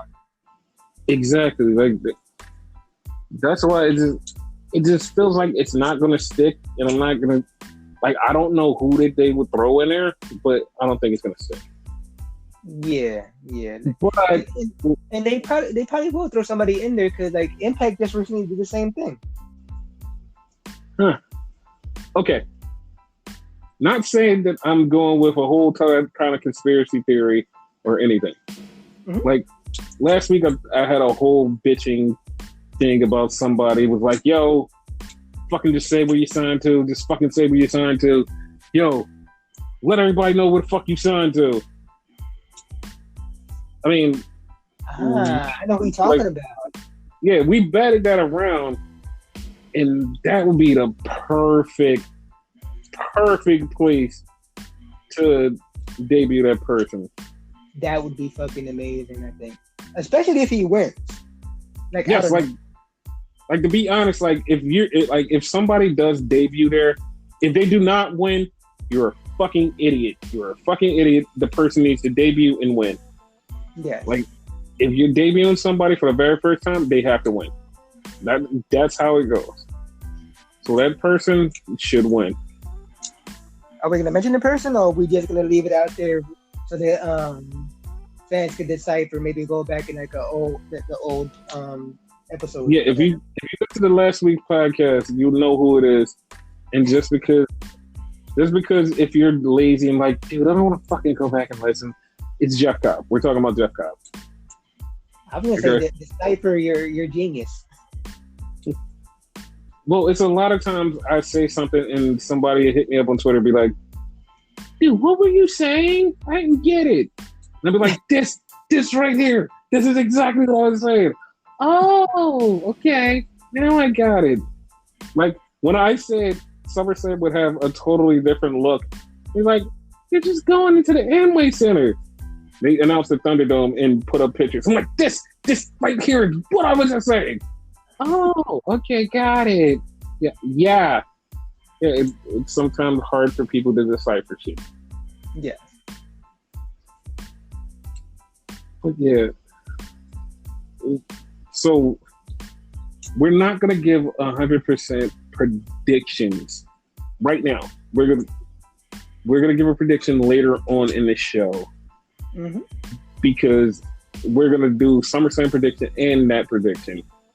Because okay, so halfway spoiler alert, we're going to do 2 podcasts next week.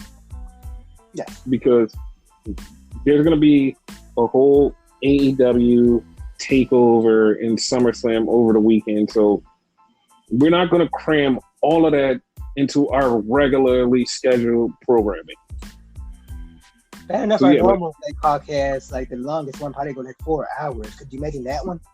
Yes, that would be like fucking 6 hours. So instead of making you guys sit through all of us talking, we're going to break it up into 2 different podcasts because we're going to have that with the 3 shows.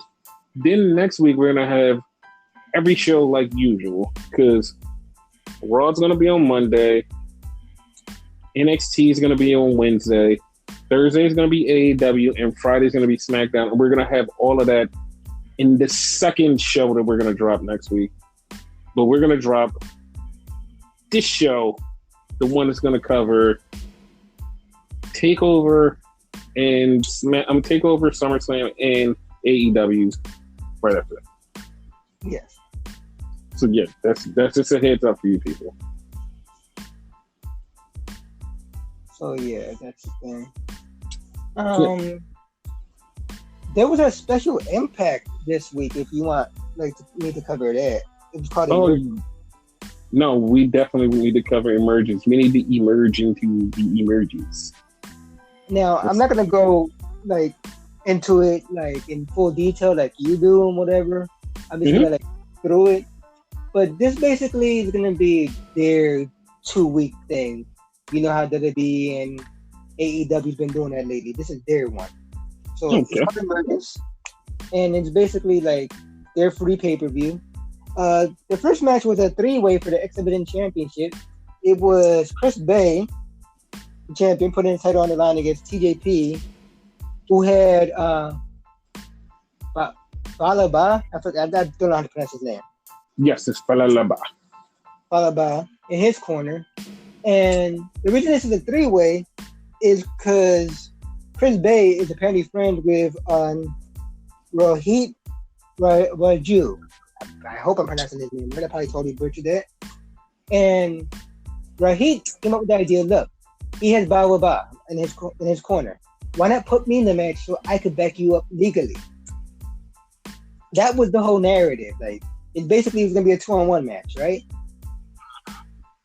So at one point, Chris Bay is stuck in the corner, kind of like a tree of woe type of thing. And TJP's in the middle of the ring. It looked like Rahit was about to do a frog splash. He basically said, fuck that, did a double stomp, 1, 2, 3, new champion, Rahit. Which if you don't know who Rahit is, he basically was the crappy one from the Daisy Hit Squad.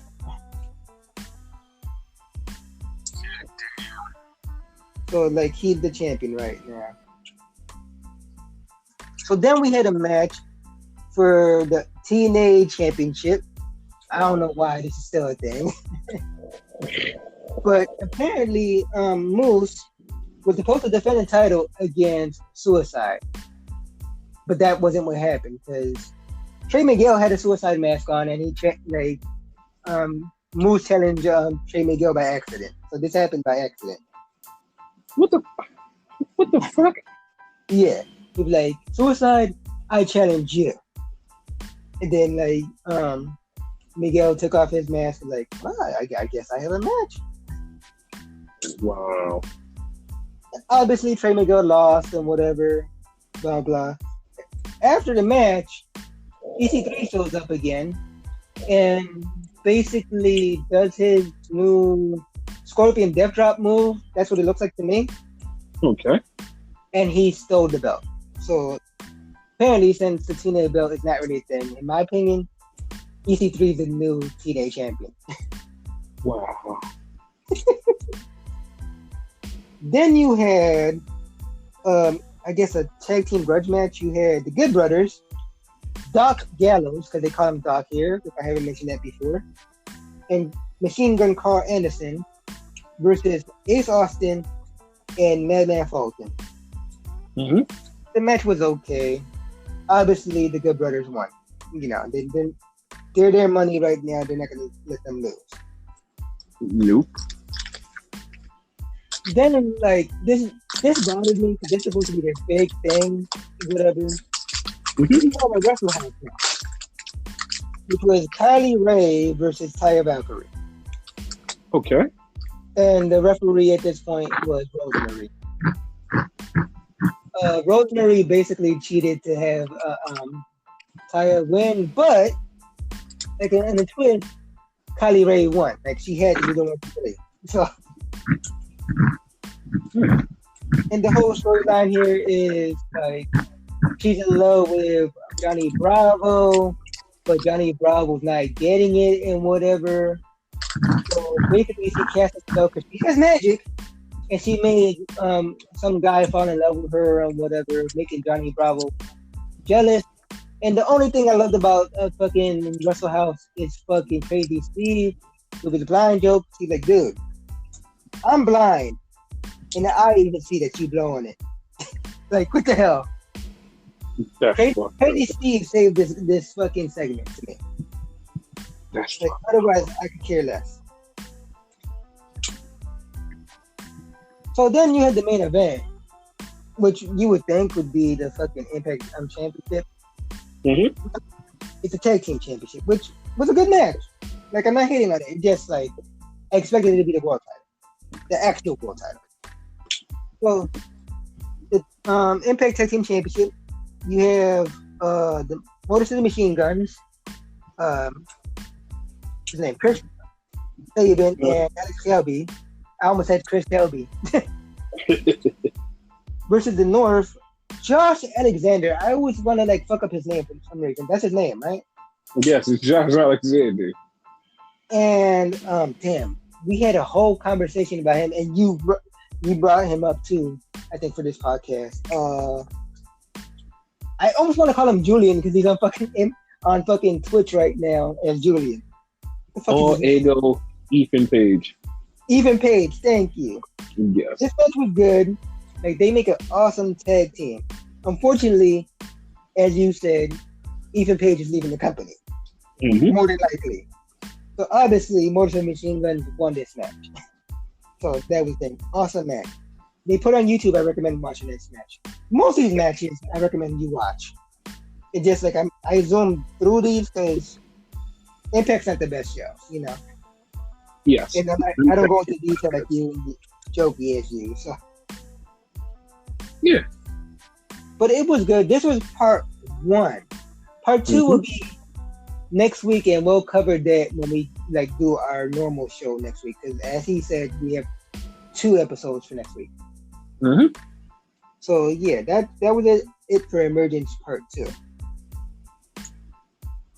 Question. Uh-huh. Do you like fans? Yeah. I mean, do you like fans in the stands? Like what? Do you like fans in the stands? Yeah.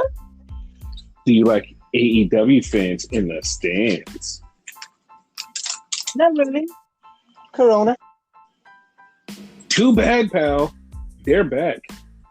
Oh, and the AEW fans are going to be back April 27th.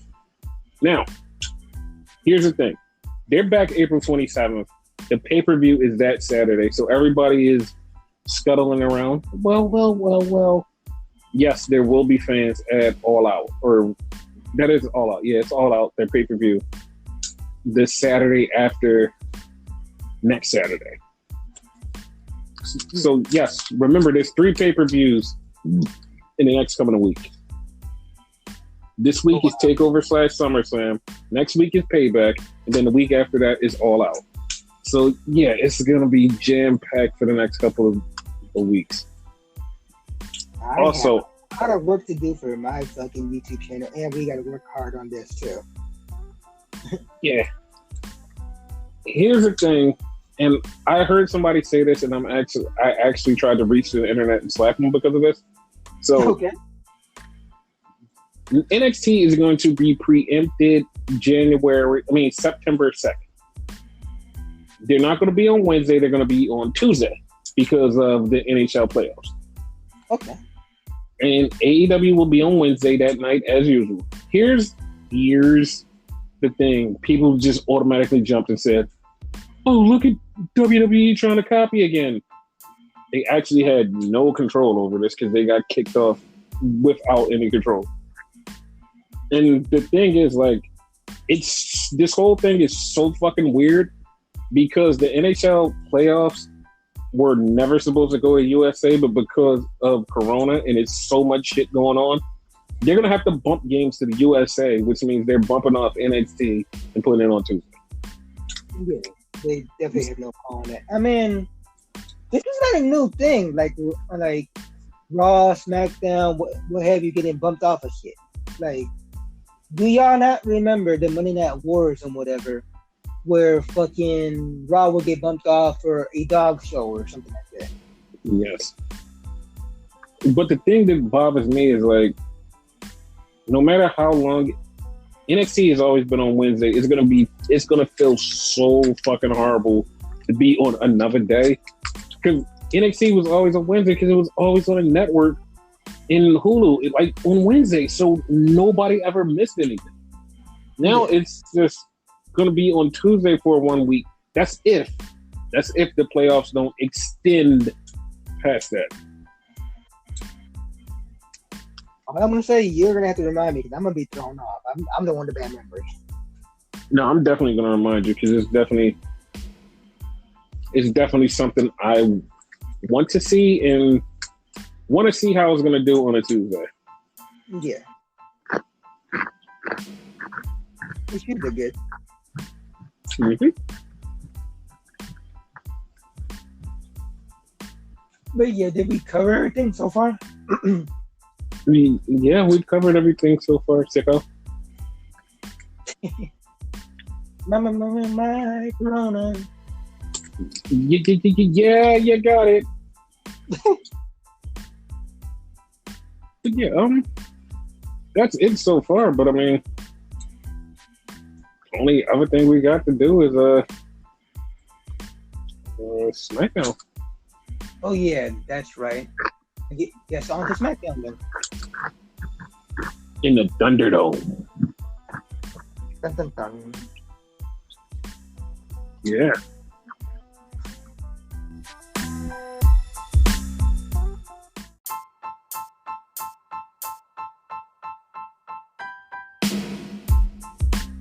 So, we're in the Thunderdome now?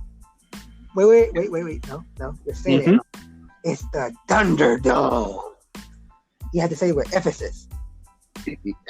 Yeah? How do you feel about it, buddy? I liked it. Like I told you when we were watching it, from the get-go, this could be a total shit show. I loved the vibe and the aesthetic of it. Like, it felt special. Yes, it did. You know what I mean? Like, I don't even know, like, how to, like, rate SmackDown objectively. Because I love the aesthetic so much. Like, the whole show could have been crap, and, like, I'm kind of blinded by it. A little bit, you know? So you were blinded by how cool it looked? Yeah. You know what I mean? Like, so... To me, SmackDown was good. Didn't feel like nothing was off, in my opinion. I don't know if I'm right about that, but that's the way I felt. Yeah, it felt different. Like, it really just felt different. Different good or different bad, in your opinion? Like, it felt different good, but in some ways it still felt different bad. Okay. And I'll explain what I mean. I mean, it felt good because it looked good. It looked different. It felt different. It had a whole new vibe. It just still felt like we know that we're in the Corona because for some reason the people just look stale. It's like, the fuck? This looks weird. That's all I know. They looked at like, I think I made the comment to you, like, they looked like they all had like dead stares, like motherfucking zombies like that. Mm-hmm. Train to Busan. to that one guy who is actually in the basement, next time get out of the basement so people won't start labeling you one of the basement people. Basically. One of those virgin, like, yes, who live in their mom's basement. Yeah, you get out of that basement. We're trying to kill that stereotype. Now leave. Oh, but to the other guy that actually was cooking while watching whatever. Way to go, buddy. Multitask. Yeah, exactly. Multitask, man. Yeah. But I liked it. So, I don't know. Like, maybe once we get into the groove of it, I'll, like, nitpick a little bit more. But, yeah. Yes. Like, yeah, I don't know what else to say about it. We'll figure it out eventually. Yeah. But that's our review of SmackDown. Bye, people. Like, no. What the fuck? Yeah, this show had a lot to unpack. Yeah. Like, from the start, it just had a lot to unpack. Like, it opened up in a big way. They literally did something that I don't even know if I said on this podcast, but I probably didn't. The intro to SmackDown, I looked at it and I said, I really wish they had an arena like that. And what happened? What happened? They turned it into the Thunderdome. Yes. It was fucking awesome. And sometimes I swear you're a Simpsons writer. And, like, you predict shit like you're a fucking Simpsons and shit. I do. And before we get to that, I'm going to talk about a Simpsons moment that happened on fucking goddamn son of a bitch. Yeah, I'm calling him out. All right, go. Randy Orton. Fucking Randy Orton. He fucking goes, you know what? Me and John Cena, we should have a match in about 3 or 4 years for the 16th time championship. And then we should just put the title up and we should go for it. And the winner become the 17th champion. And I'm like, you son of a bitch. Now, before this, it was on the podcast. It was clearly on the podcast at WrestleMania. I proposed the same thing for the Usos in the New Day, to have a match where the Usos won the title, and then they put the title up, and whoever wins would be the 9-time tag team champions. I literally explained that. What did Randy do? Say, fuck it, I'm going to steal his idea. I heard the podcast. I'm stealing it. So to Randy, who listens to this podcast, thanks for listening, pal. You're a good dude. Thank you. Thanks, Randy. Yes. We're here. So, okay. It started out cool. And Vince McMahon comes out to open up the Thunderdome. Everybody's like, oh, okay, cool, yay, Vince. And then we had technical failures because the lights start going out. Then the boards start going out and people start disappearing.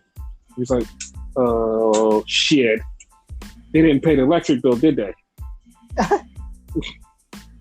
But no, it wasn't their electric bill. It was The Fiend. The Fiend came out to get Vince McMahon. Now, I don't know about you, and I don't know about the people at home. I have no fucking idea what happened to Vince McMahon. He, like, disappeared or something, like... For Yes. being 70-something, that motherfucker's fast. Yes, he disappeared. Because when the Fiend got in the ring, as soon as he was about to attack Vince, Braun Strowman bread came out of nowhere. And yeah, I hate his new train gimmick because it's weird. I hate it. Like, he should go back to, like, the one prior, because that fits the current gimmick more. Mm-hmm. Man, it just, man, what the fuck? And he gets in the ring, he's standing there. And it's like, okay, you're standing there. They're both looking at each other. I'm looking at you. You're looking at me. Then here come the AEW fans out of nowhere. It was like, oh, the AEW fans are gonna beat them down. They all surrounded the ring, and I mean all of them surrounded the ring. And it's just Bray and Braun. So Bray's looking at Braun, and they both giving each other little eye signals like, yeah, you get this way, I get this way. And then Bray looks at him, waves, bye-bye. Braun was like, what? The lights went out. The lights came back on. There was no Bray. Braun was like, you son of a bitch. And I swear he literally said bye-bye, too.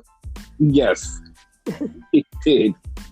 It was so funny because Braun's standing there like, oh, shit. And Braun got fucking destroyed by the AEW fans. Like, this isn't the first time they destroyed him. Like, they destroyed him before online. Now they got him physically. They just beat the shit out of him. Yep. And I thought, well, shit, they're just going to beat the Universal Champion. They're just going to beat the hell out of him. And then here comes all of the roster comes down. Bad guys and good guys and girls come down to start kicking AEW fans' ass. But the AEW fans are too strong. They're winning in the key demos. And then all of a sudden, more of the WWE locker room came out. And everybody's fighting. Everybody's kicking everybody's ass. And fucking Miz, 20 minutes later, comes out, hey guys, here I come. I had to put on my suit jacket. Hey, hi everybody. How you doing? And like by the time he gets there, everybody, all the AEW fans have got their ass kicked and they're running away. And he's just showing up like, hey, how you doing? Hey, I'm here to help. So my theory is Miz has something to do with it. Tell them your theory. Yeah, I have the opposite theory. Now, my theory kind of has a story behind it for those of you that don't know. Mm-hmm. Years ago, we had a similar thing, which was like the Alliance thing, which was WCW and ECW invading WWE. Mm-hmm. And WWE people, they were trying to like hold their ground, kind of like the WWE people doing now. And the only thing they did differently is they were in the exits. But the fucking like Alliance still came in. They blamed Andrew Test Martin at the time, which was an extending guard, and they beat his ass. They beat his ass like really badly. It wasn't him, but he was so pissed off that they like blamed him for him and kicked his ass for it. He actually wound up joining. So that's what I think is gonna happen. Like Miz is not currently part of it, but they're gonna blame him and then be part of it. Yeah, John Morrison's gonna turn on him. Like he's gonna be the first one to blame him. I kind of think that it should be if he does do that, I think that he should go with them. What, if they blame him, he should go with them? Yeah, I think Morrison should be like, you know what, buddy, I'm going with you. Okay. Mm-hmm. Yeah, like I know. Yeah, because I really wouldn't want them to break up either. Yeah, because like we dealt with them breaking up, and we need them to stay together because now they're back together, and we could say Miz and Morrison. Yeah, with no problem. It was so hard not to say Miz without the Morrison. Yes. But yeah, like that happened. But while that was happening, fucking AJ Styles kicked Jeff Hardy in the back of the knee. And everybody was like, oh my God, he did it because he thought he was one of the AEW fans. No, they have a match later. That's why he did it. Basically. Mm-hmm. For the IC title, mind you. Mm-hmm. And then it fucking... So, Drew Galloway No, Gulak helps up Braun Strowman. He's like, dude. He's like, you all right? Braun looks at him and clotheslines the fucking shit out of him. And then he threw somebody else. I don't know who else he threw, but he threw somebody else. Who was it? Because it was somebody they didn't get the fuck up. One of the Usos, which I want to say Jerry. Yeah. And it's like, dude, what the fuck? It was weird. Yeah. But then Sheamus and Big E was in the ring. And Sheamus like, hey, what you want to do? And he's like, what you want to do? And they just started fighting because they were supposed to have a match later on, but they had a match right then and there. I was about to cut you off and like make a joke. They did a dance off. What the fuck? Yeah, but here's something that I know you can't tell me because I can't even tell you. Who won that match?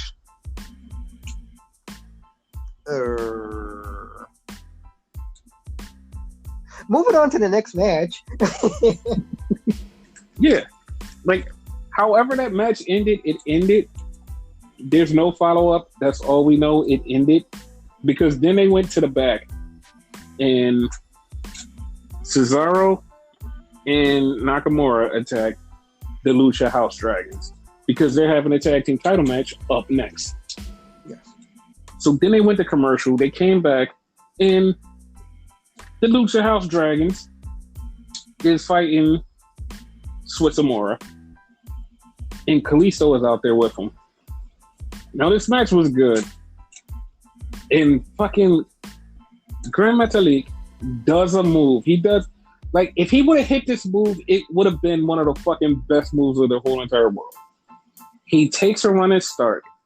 He jumps clean over the ropes. Does not touch the ropes at all. Cesaro is outside. He comes down on Cesaro like he was going to Hurricanrana him. But he missed Cesaro and the back of his feet like came down on Cesaro like he was going to take him over.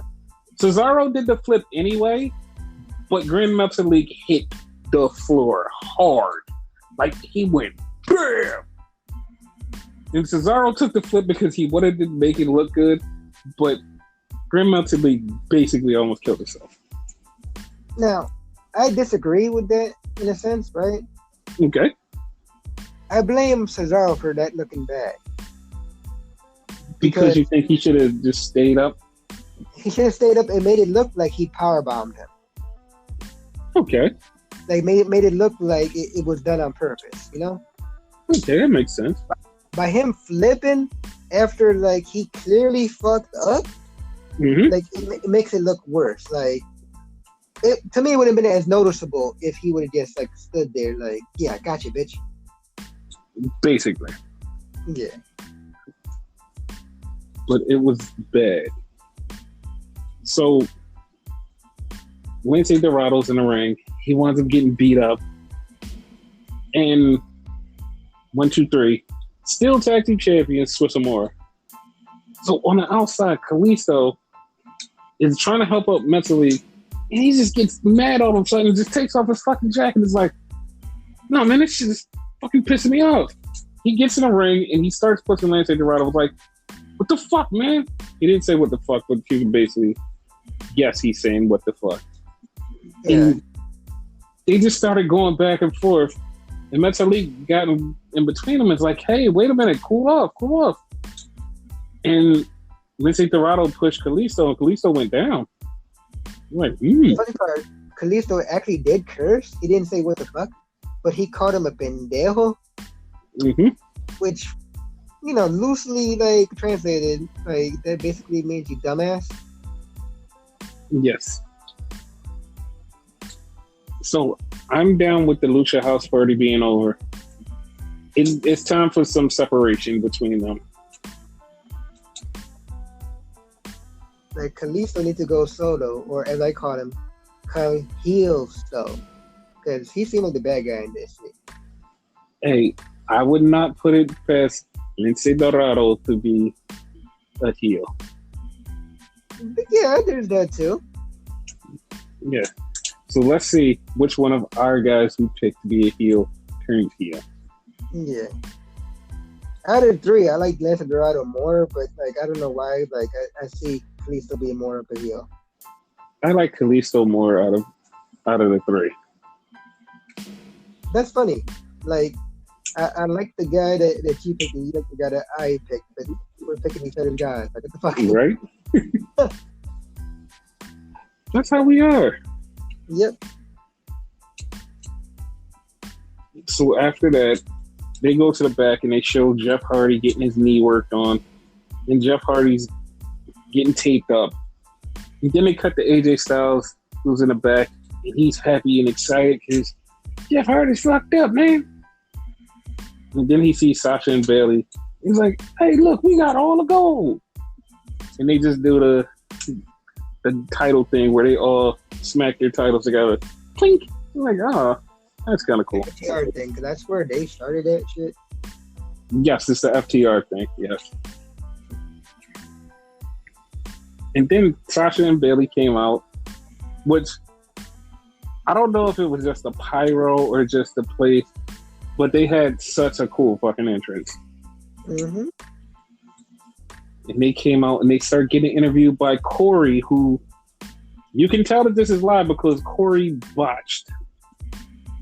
Corey called Sasha Banks 2 belts, but he meant to say 2 belts Banks. It was that's what he said. And it was so funny because the whole time he's trying to drive a wedge between the two of them, and it's starting to work because he pointed out to Sasha that Bayley wants to go first so she can beat her down, and then you have to. And it was like, wait a minute, this is a setup. And Sasha's like, wait, that's a setup. You're setting me up. But before they can finish, Naomi comes out. Naomi's like, hey, I could solve the problem for both of you. And they're like, what? Yeah, like I could beat both of you tonight. And Bayley goes, well, it's 2 of us against the 1 of you. Ha ha ha. And Corey goes, no, like you guys can do like a beat the clock challenge to see who faces Asuka first. You're like, the fuck? Like, son of a bitch. So they had a beat the clock challenge. So it started off with Sasha versus Naomi, which was really good, and I can't wait till they actually have a feud. Mm-hmm. And Sasha made Naomi tap in 3 minutes and 39 seconds. So right after she tapped, Bayley jumps right in the ring, knees Naomi in the face. And like she pushes Sasha out of the way. She was like, get out of the ring, dude, get out of the ring. Sasha's like, wait, hold up. Like get out of the ring. And like she basically scuffs her out of the ring, beats up Naomi some more, and the referee has to get Naomi together and then ring the bell. And Bayley just starts whipping on her. And like it's to the point where you're like, oh, Bayley's definitely gonna pin her quicker. Like she threw Naomi off. Naomi hit her with the butt bump. 1, 2, 3. Bayley lost. And it was so funny because soon as Bayley lost, Sasha started smiling. It's like, oh. And then it wasn't even a vague smile either. Like it was blatant. Like it was all there. Big. And then she got in the ring to try to help Bayley, and you see her like she's trying to help her, and like every time Bayley looks at her, she has a normal face. When Bayley like turns her face, she starts to crack up like ha ha ha.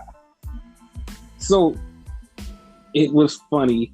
As they're doing this, Asuka comes out. Asuka says, hey, at SummerSlam, I'm going to be the empress of everything because I'm going to take both of your belts. So Asuka proceeds to come down to the ring, and Sasha runs out to get her. Sasha gets kicked right in the face. Sasha stretched out. Asuka goes in the ring, starts to beat up Bayley, but Bayley runs off.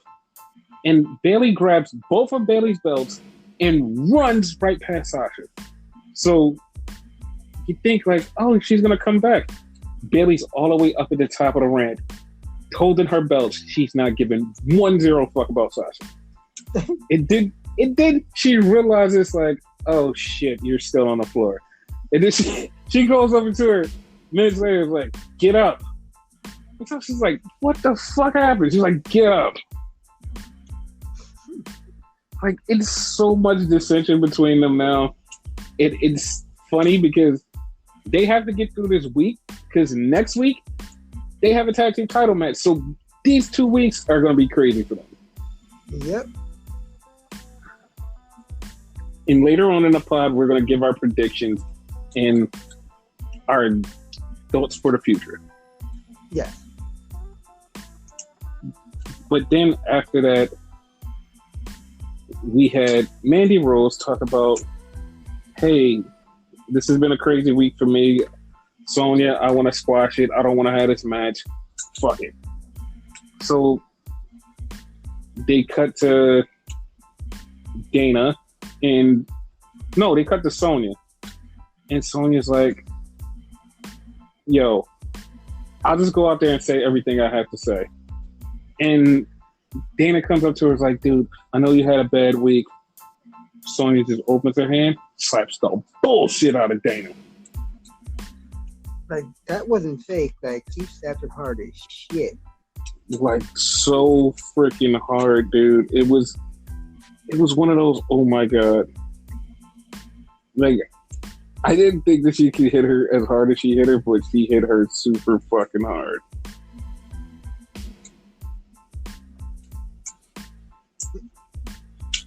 Yeah, no, what else?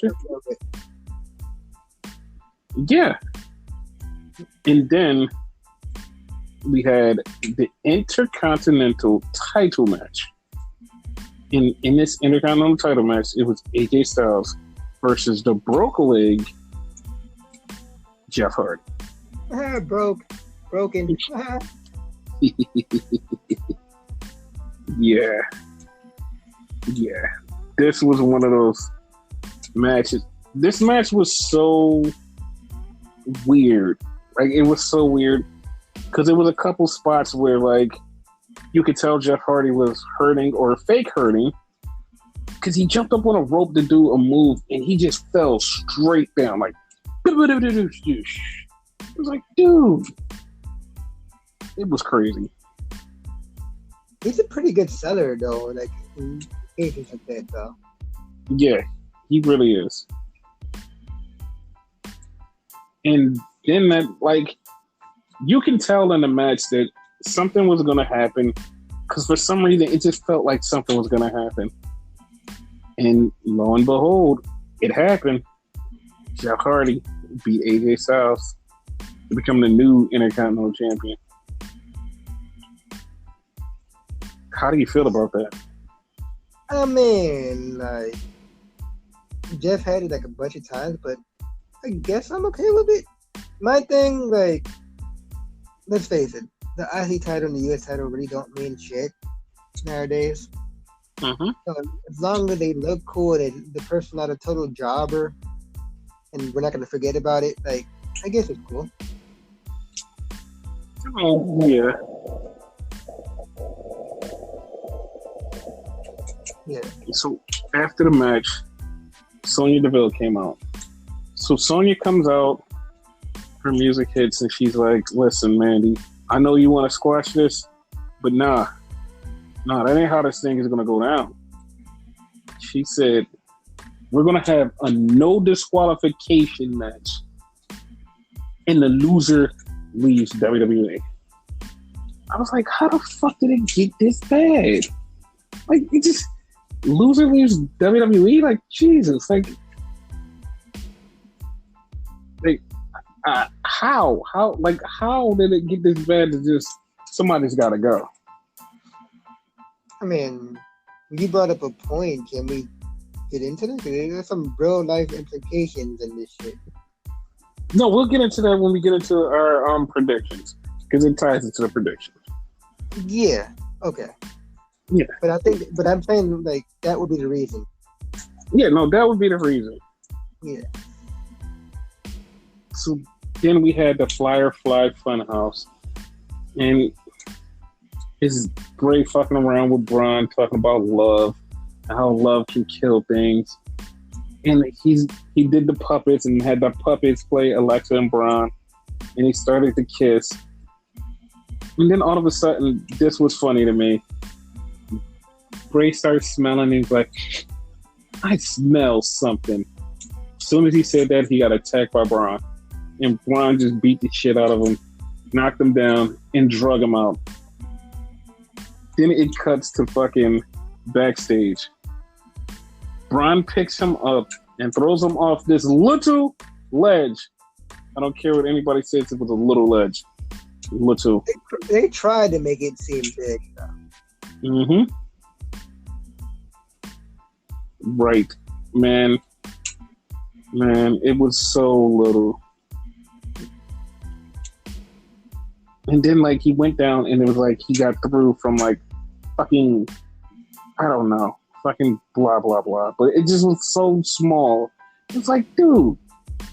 And then, like, okay, I would have been okay with it if they didn't, in the next shot, show fucking Sanjay Dutt, fucking Adam Pearce, and referees jump down off of this little ledge to go check on Braun. Braun, you okay? He's like, y'all just hopped down off this little ledge to get it. Oh my God. I was like, this is so stupid.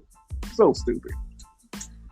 The only thing that made it vaguely okay is the fact that he threw him on concrete. Now, here's the thing, like, they brought in the ambulance, they put him in the ambulance and all that, right? Mm-hmm. I don't think all that was necessary for, like, such a small fall. On concrete, mind you, fine. Like, he would just be a little bit banged up or whatever. It wouldn't be so damaging, you know? Yeah, because they act like he couldn't move and he was done. I was like, what the fuck? So, the ambulance starts to pull off. It doesn't go far. And Adam Pearce is like, what are you doing? Hurry up. And then it starts to back up. He's like, why are you backing up? You're going the wrong way. And all of a sudden, it just turned red. And the doors open. And the Fiend was in it. But it was literally everything Renegade said about 5 minutes before this. Like, they literally just stole his whole entire story. Yep. Yes. It was hilarious. It was super hilarious. But that was the end of the story. That was the end of the show. Like, how did you like it? How did you like it? Like, now that we're breaking it down and all that, like, SmackDown wasn't great. You know? Like, it was okay. It just looked good. That was the thing. It just looked good. Yeah, like, I'm glad we're doing do this podcast so I can look at it objectively now, because that whole spot, that kind of killed it for me. Mm-hmm. Jeff Hardy winning the IC title, while I'm okay with it, like, it's kind of predictable. It's less predictable. Exactly. Yeah, they really didn't do anything else for Retribution. Like, they could have came out the second time. Mm-hmm. Like, they could have came out and saved the Fiend. Like, they kind of have to, like, put, like, Easter eggs in there where they save certain individuals and make them seem like that person is joining. Mm-hmm. Like, that's always a key thing with groups and whatever. They did it in Impact Wrestling with Aces and Eights. They did it with the NWO and so on and so forth, you know? Like, oh, he must be part of it because they didn't beat him up, you know? Yeah, they haven't done that yet. I'm waiting on it. Yeah, they need to do I'm it. definitely waiting. Like, I wanted, like, a little bit more now that I'm looking at it. Mm-hmm. Yeah, it was. Yeah, that was it. By the way, the two things. One, I had to go back and, like, look up the results, whatever, right? Big E won that match. Okay. You know, neither one of us remember that shit. And Nope. two, like, to make the puppet thing even weirder, it Mhm. could have been what? Her name's not Sister Abigail. It's Abigail something. Abby the Witch. Abby the Witch. It could have been Abby the Witch, and I guess Huskus, because that's who actually playing Braun. But it was Mhm. Braun and like Rambling Rabbit. Yes, Rabbit's and name, right? yes, it's Rambling Rabbit. I don't know why, but them two together like made it weird, and they were about to kiss, and then like Bray stopped them. Hey, what are you doing? Yeah. It was funny. Yeah. But Like, yeah, it was. I think it was more good than bad on the show, to be honest. Mm-hmm. Yes. Yeah. But yeah. So kind of breaking news that you broke to me, whatever. Renee Young is leaving. Yes, she is. She's definitely leaving. Yeah. Now, everybody's automatically jumping to, oh my gosh, she's going to AEW. She's going to AEW. Yeah, congrats, AEW. Yeah, of course she's going to AEW. Moxie is there. Of course she's going to AEW. And I'm just looking at everybody jumping to, oh my gosh, she's going to AEW. She's going to AEW. She's definitely going to AEW. And I'm like, are you guys fucking mental? Like, you guys are so stuck in your fucking wrestling bubble. You guys are fucking mental. And I literally said that to somebody. I was like, you are fucking mental. Like, she's not going there. Yes, she is. Like, Moxley is over there and she's been doing wrestling this whole time. Blah, blah, blah. And I just like, all right, cool, whatever. That means dick. No, it means dick, and also, you people are like the stupidest fucking people in the world. Like, there's like, Fox built a show just for her so they can put her on there, and they can secretly have her on their payroll because Fox is one of the stations that are trying to get her as a sportscaster. And they're like, yo, we definitely want you to be part of the family. That's why they built the Backstage show. Like, not only because they have a Fox deal, but Fox has been trying to get Renee Young to be part of the company for a while. But if you go back further, ESPN has been trying to get Renee Young longer than that. Like, they have definitely been trying to get Renee Young. They're like, listen, we want you to do something on Sports Center, something on hockey, something. We love your energy. We love your stuff. We've seen your stuff that you used to do in Canada with Backstage. We really want you.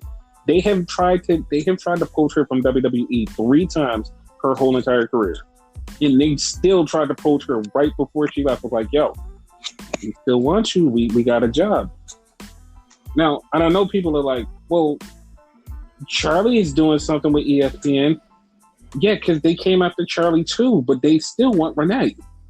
Like, they want Renee more than they want Charlie and anybody else. They have a future for her. Like, it's been so many times I've heard about this Renee going to ESPN thing, and she's like, nah, guys, I'm staying with WWE. Look, I'm gonna be 100% honest. 100% honest. If WWE didn't basically make her quit, she would be there. And I know you guys like, wait, what did they do to make her quit? A lot. Yes, a lot. And also, when they got Corona, nobody from WWE reached out to her and said, yo, you cool? You all right? None of the Hunter, nobody. Nobody said, you cool? You all right? Like, everything fine? Like, what's up? No one publicly, like, from the higher ups and whatever. No one from corporate. There was a couple people from the roster I hit her up. Not her friend. No, the roster are friends. Like, the roster texts her, people text her and make sure she was all right. Nobody from the higher ups there. Yeah. And I don't know if you guys have been paying close attention because you probably haven't. WWE higher ups lately during this whole Corona pandemic have been shady as fuck.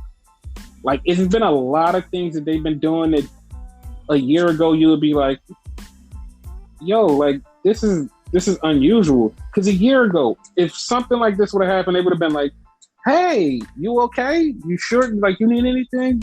You checked in on people. Like, when people got fired, they could have called them and been like, hey, listen, I know you're fired, but if you need anything, blah, blah, blah. A year ago, they would have did that. Mm-hmm. It seems like something happened within this pandemic that has changed the way that the higher-ups think. They have been on such a weird, creepy thing that it's like, what the fuck, dude? It's like something is weird, because I've heard a lot of stories recently about shit Triple H has said and not said that baffles me and goes, all right, a year ago, like, that shit wouldn't have happened. Like, a year ago, I've heard stories about Triple H and Steph and the higher-ups calling people after they got let go to make sure they was okay, to make sure things was cool, just to check in on them. Like, if they got sick or hurt, they would check in on them. During this whole corona pandemic, it's been weird. It's like they just said, fuck humans. Like, they have been on a weird fucking ride, and it's like, what is up with that? Like, it's been bothering me. I don't know why, because I'm not used to them being as assholes as they are, but yeah, that's why a lot of people are starting to hate this company, because the way that these people are acting now. What are your thoughts? For example, like someone like that got released, like Sarah Logan. But Sarah Logan's pregnant right now. Like, before, they would check up on her or whatever. Like, she would still be in some sort of like payroll right now.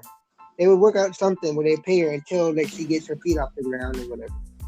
Because they care, Stephanie and Triple H, for the most part, care about stuff like that. But now it's like they don't give a shit. Like you said, had this been a year ago, her especially would have been called. Yes.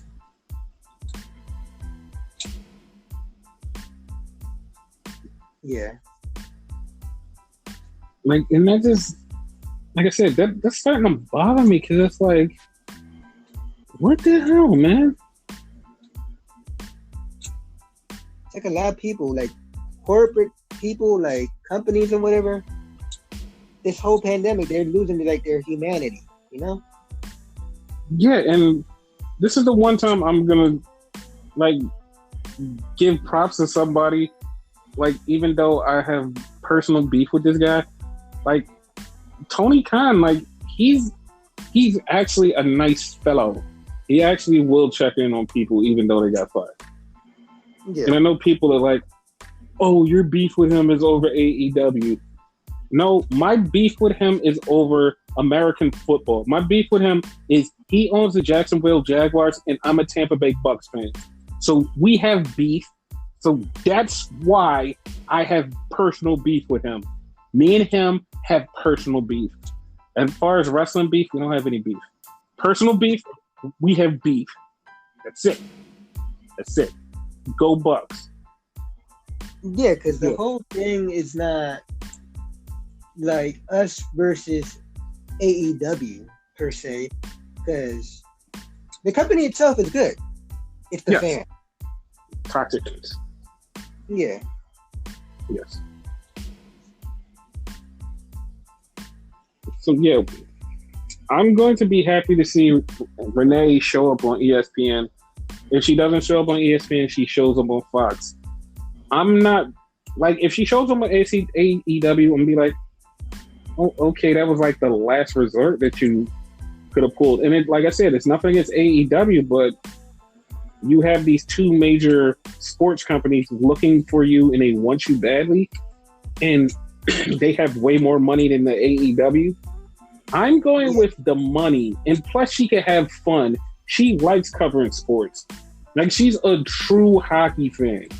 Like, dude, they put her on the hockey part of Sports Center, or like just have her on a hockey roundup.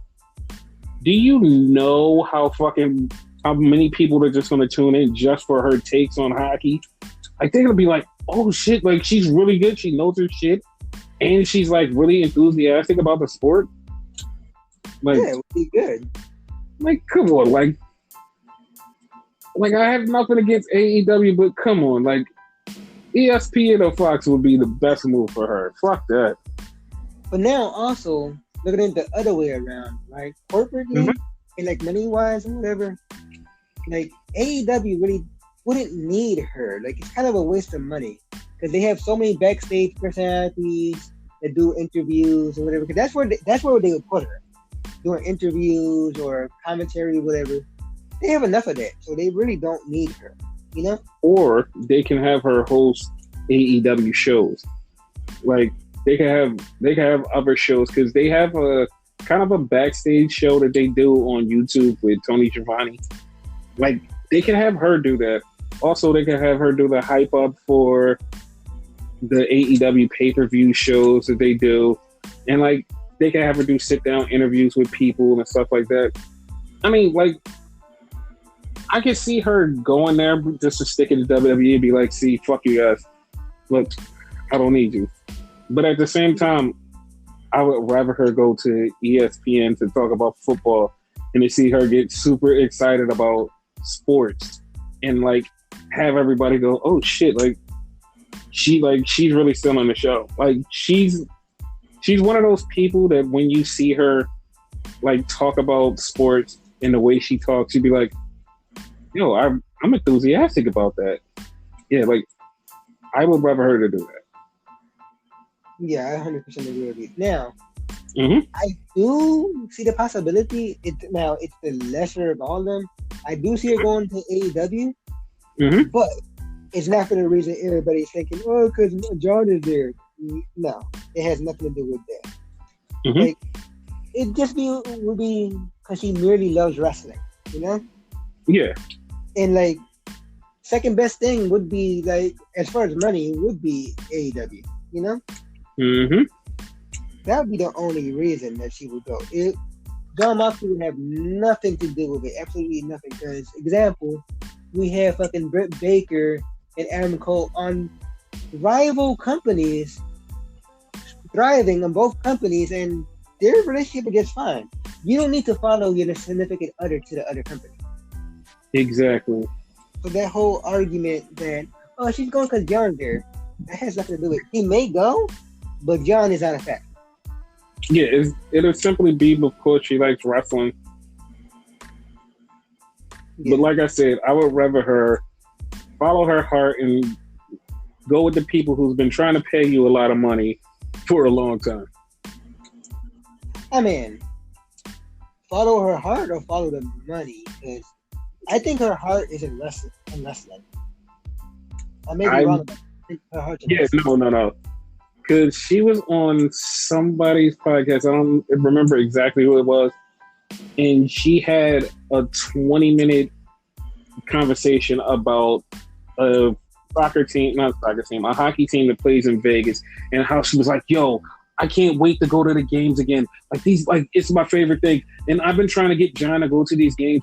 And like, I literally had to bribe him to go to these games because I can't wait to go. And it's like, dude, like you're super hype about a hockey game. Like, I'm not a fan of hockey. And why are you so hype? It seems like, I was so hyped when they moved here because like, I love hockey. And it's like, all right, like you're making me get hype about it, and I hate hockey. It's like, all right, like, I understand.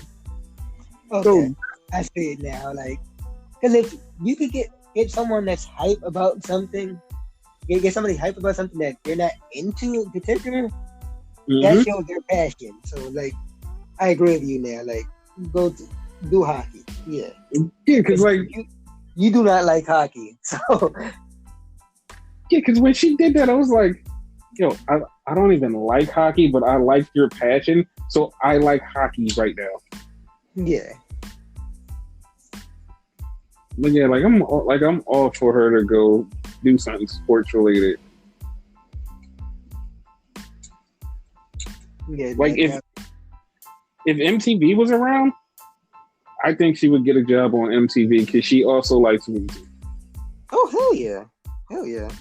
But like her fucking like, the world is her oyster. Like she shouldn't limit herself to just wrestling. She should go out there and see what people are offering.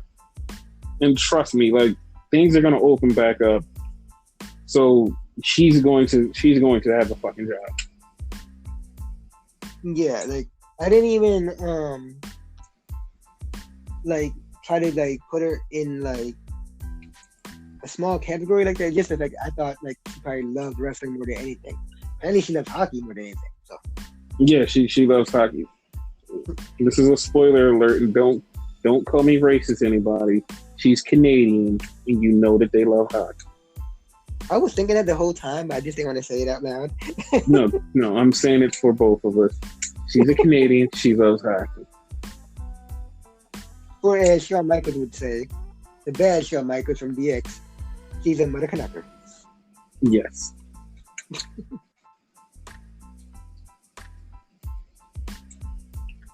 But yeah, like, fuck, like, that's do you think that. it's a possibility they can work out a deal though and she'll stay? Like I said, the way that they treated her and they didn't like check on her, I don't know if she will want to stay. Because in my heart of heart, if I'm going through something and I feel bad and nobody checks on me, and just when I get to go back to work, they're like, "Hey, how was that thing?" I'm gonna be like, "Dude, like the whole time I was gone, you didn't even check on me, and like now that you see me up close, you want to check on me?" I'd be like, you know what, get the fuck out of here. Like, I would literally be like, yo, I can't wait for my contract to be up. I can't wait. Cause real shit, like, I'm kind of more of the WWE mark or whatever. Mm-hmm. And like, me being in relationships, I would like haul ass out of there. Like, I wouldn't even forgive them. And this coming from like a guy who like forgives WWE for a lot. Mm-hmm. That I wouldn't do, because that virus ain't no joke. She could have died from that shit. Then exactly. What? And they didn't even try to go out and be like, yo, like, you don't have to, like, you literally don't have to be like, hey, like, are you all right? Just text her once or twice and be like, hey, how you feeling? You cool? All right, good. I just wanted to check on you, make sure you was all right. That's it. That's all you had to do. Like, it's nothing else. Passion, you know? Like, exactly. And like, I heard like there was a conference call with Triple H, like for NXT. He usually does these. This conference call, he came across as such a fucking asshole because there was so much shit that he said in this conference call that was like, yo, you don't sound like yourself. You don't even sound like the Triple H that we used to be around. Like, there was questions that people asked him that if you would have asked him, like I said, a year ago, he would have answered it, gave you something, but like, yo, this is why we did this. This is what happened. It's cool. We're fixing it. We're mending it. He gave so many non-answers and so many pissed off answers. It's like, dude, who are you? Like, you sound like a worse version of Vince McMahon. Like, you didn't even try to hide any of like the bad stuff that was going on. Somebody asked him about a head writer leaving. Now, I know people be like, well, he shouldn't talk about that because that's something there's behind the scenes. No. The Triple H last year would have been like, yo, he left because of this. We're going to replace him. We're going to move along. This Triple H goes, yeah, he left, but me, Sean, and Road Dogg, we're the ones who doing everything, so it doesn't even matter. It's like, what the fuck you mean it doesn't matter? Like, you last year would have been like, yo, he left, but we're gonna find somebody to replace him. We're gonna keep moving. The company's gonna get stronger. Blah blah blah. But you just go, nope. Me, Sean, and Road Dogg, we're taking care of everything. Like, it doesn't even matter. What? You want me to break it down for you? Ironically enough, I use that term. Mm-hmm. Because there is something to what you said, though, if you really think about it, right? Mm-hmm. See, this is Triple H, mm-hmm. who we had like about a year ago, right? Yeah. The one that you're talking about, the one that you like, that we both respected and loved and whatever. Mm-hmm. That's Paul Levesque. Yes. Paul Levesque is no longer in the building. It's Triple H now. Apparently, like, he wouldn't answer the fucking Velveteen Dream thing. Like, he was like, I said what I said, and that's it. And it's like, what? Like, you can't give us no more? Because they literally asked him, what do you think about the feedback that everybody's been giving? Like, the fans, Nia Jax, like, all these other people have been saying stuff about Velveteen Dream. Like, how do you feel about that? And, like, what are you going to do about that? I said what I said on CBS, and that's it. But you can't just answer that. Like, that can't be an answer. I said what I said. Moving on. And it was like, the fuck? Like I just felt like so like baffled. Like, then they asked him about the demos, which I'm gonna go off about in a minute. But they asked him about the demos, and he goes, yeah, we're not worried about the demos. We're focused on our own thing. Like, we're not worried about that. And I'm like, partly that sounds like the right answer to give, but the way that he said it came off so condescending and so jackassly that it was like, what the fuck are you doing? Like, this whole entire, like, it was literally an hour phone call, and most of the answers that wasn't about wrestlers and like the right stuff, he just totally sounded like a dick. And like a year, you the same word, condescending. Yes. And he's just like, a year ago, this would not be that Triple H. Like, I love listening to his conference calls, because when he does conference calls, he doesn't hold back. He tells the truth. He gives us insight and like, listen, yo, some things happen. Shit happens. This is what we had to do. It wasn't as bad as we think. Like, yeah, well, that guy left because he was doing something else, but we're gonna find somebody that can replace him. Like, it's like he would give out full blown answers, and it'd be like, because it was a time like when he used to do conference calls, like you would be like, okay, well, this is like the only time we've ever seen somebody behind the door at WWE open a door and talk to us like we were humans. This time he's just talking to people like they're subhumans, and it's like, what the like? This just like, it just seems so shitty. It just came across so shitty, and I wasn't feeling it, and I just haven't been feeling a lot of things that been going on behind the scenes. It's just a shit show. That's it. Came across as Vince McMahon 2.0. Basically. And that's not what we need right now. And I'm going to put it into something that I know that everybody is going to actually hate, because I know people don't want politics in wrestling. I put him in a politics, like, he's supposed to be the guy who's supposed to take down the guy that we don't like. He's supposed to be the replacement. When you can't give us anything to go, you're going to be better than the guy that you're taking down. If you can't give us anything, it's like, why the fuck even bother trying to pick between two sides? If you can't give us a better option than the bad guy we have now, then what the fuck are we even here for? Like, that's the whole point. You're supposed to be giving us the option of, when it's your turn, you can take over, and we're going to be happy, and we're going to know things are working right. We're going to know that this company is going in the right direction. We're going to know that everything that you do is right. Right now, it's like you're just as bad as him.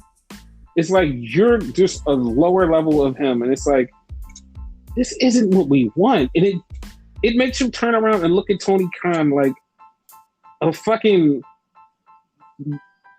person who runs Canada. Not the actual person that runs Canada, but somebody that runs Canada, and it's like, yo, free healthcare out there. Like, we give out candy too. Yo, we give y'all money and shit. Like, the fuck? Like, it just makes you question everything. Definitely does. But yeah. Also, what I want to say about the ratings.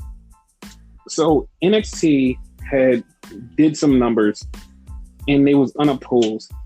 And the first thing somebody says, and if you know this person, you're gonna be like, "Oh yeah, he did say that." The person goes, "Yo, the 18 to 49 demo wasn't even there. Like nobody from that demo is watching. Nobody under the age of 30 even watched that show." And I'm sitting there like, "What the fuck are you talking about? Like the demos were so low." I'm like, "What are you even fucking like?" I'm sitting there fucking baffled, and I'm like, I literally dropped my sandwich because I was so fucking baffled. I'm like, how? And he's like, nobody watched it. And so I took to social media and I reached out to a couple of my friends. Most of them are under the age of 30. And they was like, "Yeah, I watched NXT. I was talking to you." I was like, "Yeah, that's right, you were." And it's like, all of these people were watching NXT and they're under 30. And it's like, nah, something's not right. And then like I thought about it, I was like, okay, maybe some people were watching on Twitch. Some people actually did say, "Yo, I literally was just streaming it. Like I wasn't even watching on cable. I don't have cable. I was just streaming." I was like, oh, okay. Like earlier tonight, somebody was like, "Yo, what happened with Jeff Hardy? Because my stream is like 4 hours late." I'm like, how? Why are you illegally streaming it? Just watch it on Fox. Well, like I'm not near a TV, so I'm just streaming it. But and I was like, never mind. And he's 24, so I was like, whatever, never mind. He was like, "Dude, I do this all the time."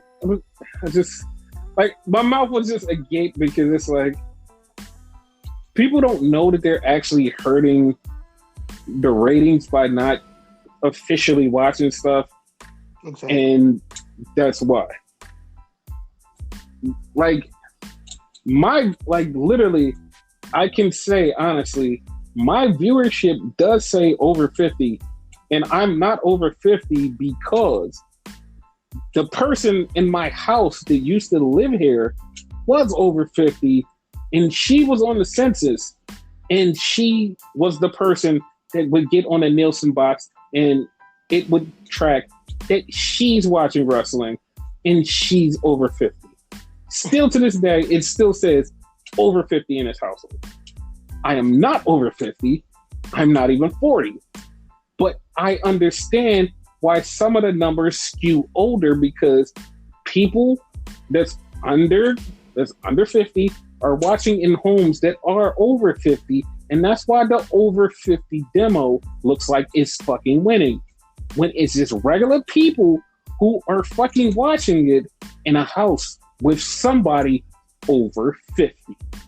And if anybody tells you different, they're fucking stupid, because there is no logical way to say, "Hey, I'm not over 50, but I watch wrestling." Like, if you really believe those demos that over 50, these certain amount of people that's over 50 are watching wrestling, you're stupid, because there are actually kids in there that's living with their parents that are actually watching wrestling.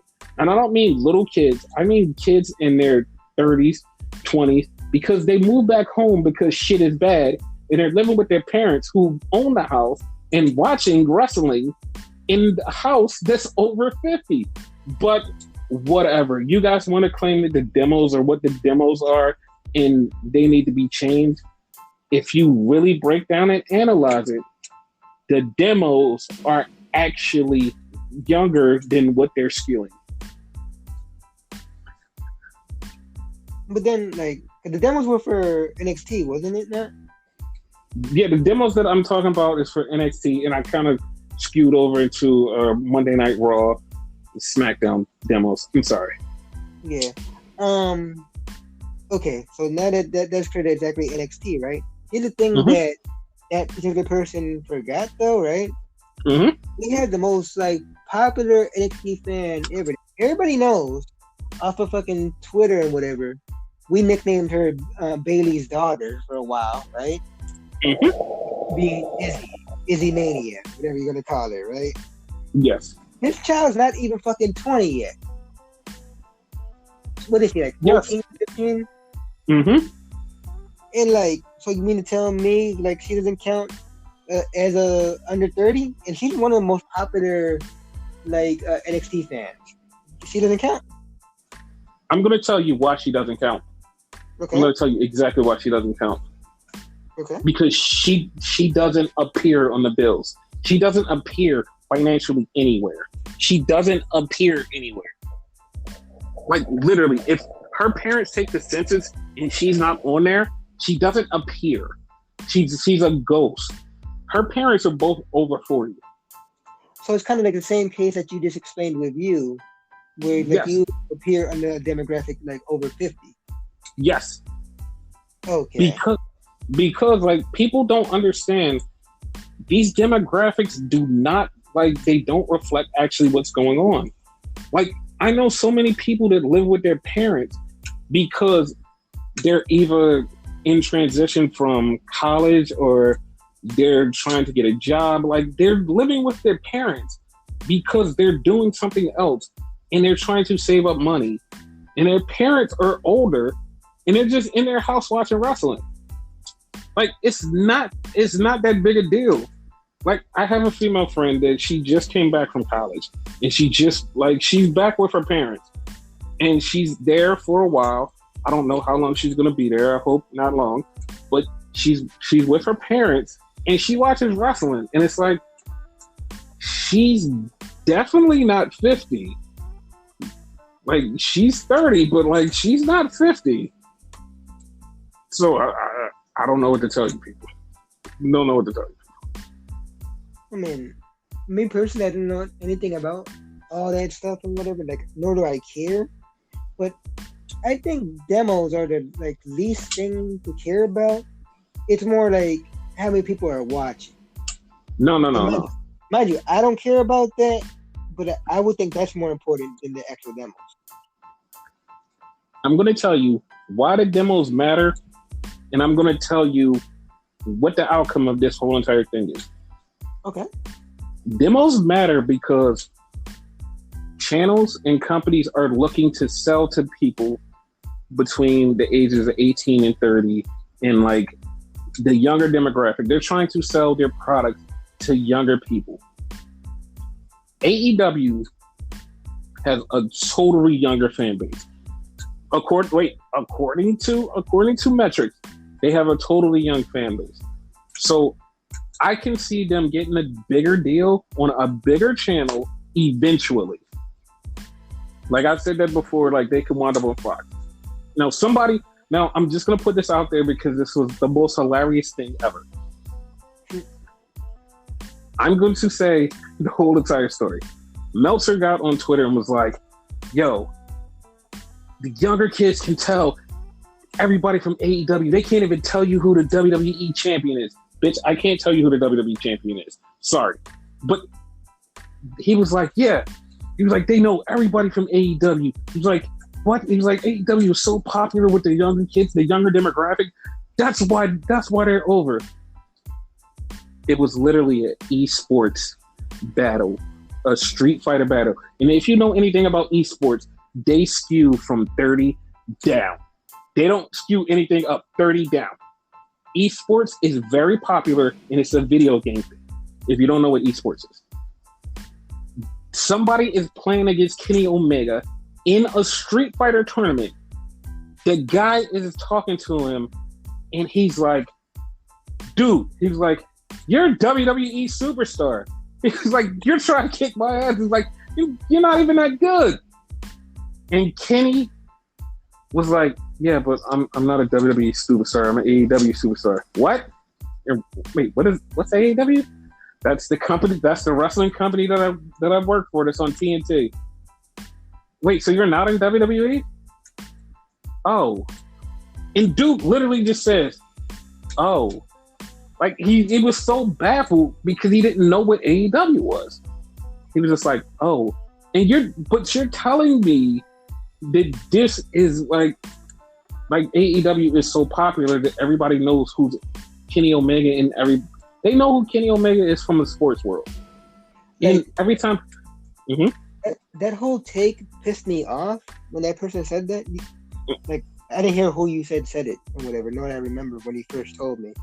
But it pissed me off, and not because I'm being a WWE mark or whatever. It made no logical sense, because to us, we know this company, that company, whatever, because we're actual wrestling fans. But to the common person, wrestling is WWE, that stands WWF. To this day, I know people who still call it WWF. Yes. Like, they don't say, "Are you watching wrestling?" No, they'd be like, "Are you watching WWF?" They're like, they could be any other company. The common person don't know fucking Impact Wrestling. For God's sakes, they don't know AEW. They don't know New Japan, AAA, what have you. They don't know none of that. They know WWF because that's the most common thing. So that made no sense to me. It actually gave me a fucking headache.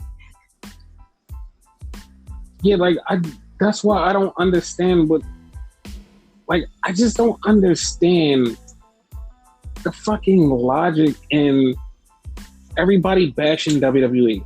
Like we said just 5 minutes ago, WWE is a shit show and they are fucking horrible. And they have started to grow to become more horrible. And they've done stupid shit. But the way that people bash them, like, yo, they're not doing anything. Like, I have way more fans that watch WWE than AEW. And I know you'd be like, well, that's because all they know is WWE. No, because a lot of these fans that I am friends with, I got friends with them because of New Japan. Like, literally, about 15 of them I knew from New Japan fandom. And when I saw them tweet about WWE, I was like, wait, you watch WWE too? It was like, yeah, we watch all wrestling. Like, what's wrong with you? I'm like, damn, I just thought you watched New Japan because you knew so much about it. But like, nah, watch everything. And that's the thing. Like, you shouldn't be a WWE fan. You shouldn't be an AEW fan. In all due respect, because I know this is your holy grail or whatever, right? You shouldn't be a New Japan Pro Wrestling fan. You should be more grounded and try everything. You know what I mean? I've tried everything. There's certain companies that I did not really like. There's certain aspects I liked, but really didn't like it. But I tried. For example, fucking Lucha Underground. I didn't like it when I first watched it, but then you got me into watching it when they were on Netflix. Kind of like the certain aspects of it, but I tried it. You have to try certain things, and if you don't like it, just don't watch it. Exactly. That's how it should be, but everybody just like I know that I sound like I'm defending WWE, but at the same time, it's like it's not as bad as everybody says it is, and everybody wants to kill it, and to the point where like every time they just start bashing it and they don't have anything to back it up, and they just go like balls to the wall, like, no, WWE's so horrible, it should go. Then I always go with my favorite take: just burn everything to the ground and start from scratch. That is literally my take for every time somebody just goes on a tirade for WWE and just like, yo, it's so hard, just burn everything to the ground. Just burn it to the ground. Like I've said millions of times that I would be happy to sit back and watch wrestling burn to the ground, period. Because that's how fans make me feel. It's like, you're saying all this like for no reason. Like, and they go, well, AEW is a superior product and it has a better storyline. Dude, my expectations of AEW, like I've said this 1,000 times, when AEW started, my expectations was so high, each week they drop off because it is nothing like they promised. And people are like, oh my God, it's such a breath of fresh air. And I'm like, no, it's not. Like, that's no, my problem with AEW and all that. Like, there's no such thing as a perfect company. Like, everything has little flaws if you really want to nitpick, They're nitpick. They're a great company. They have great ideals. A lot of times when they want to be unique and all that, because a lot of times they copy. Let's be honest. They're not ashamed to copy anybody, Yeah, and I hate when they copy and then people be like, oh my God, that was so awesome. I'm like, yo, you just shitted on it when WWE did it. It's like, You just never mind. Just fuck it. Exactly. And like they do a lot of stuff that they claim they weren't gonna do. Like, oh, we're not gonna have the higher ups be on like television every week. Because at the time, Shane McMahon was there all the time. Mm-hmm. But you have Cody Rhodes there every week. Trying to tell you, he's a VP. He shouldn't be on TV every week.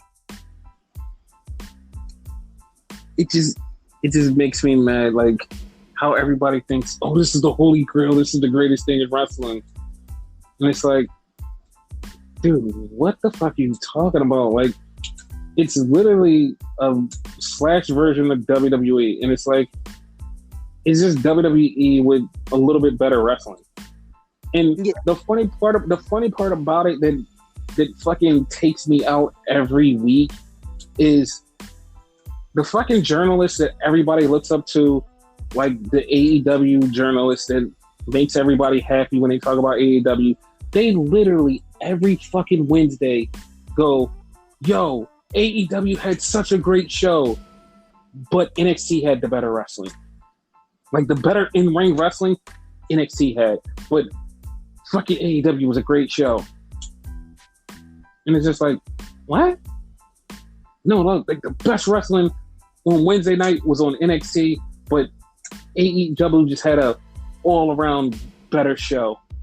It's like, how is that even possible? Like, aren't we all here for wrestling? And you just said the best wrestling was in NXT, but AEW had the better show. What are we even here for if that's actually an answer? I mean, that is possible if you break down the whole narrative of it, right? Because, and here's the thing, that's another way they went back on their word, because there's sports entertainment and then there's wrestling. There's a slight difference. Not really all like that, but there's a slight difference. Yes. You know, sports entertainment focuses more on the entertainment side. You know, like they're more soap opera-esque. Yes. You know? So, in a sense, you know, and like it's all relative. Also, it's all opinion-based. So if the person believes they're the better show, maybe to them, they are the better show. Whereas NXT is the better wrestling show. Mm-hmm.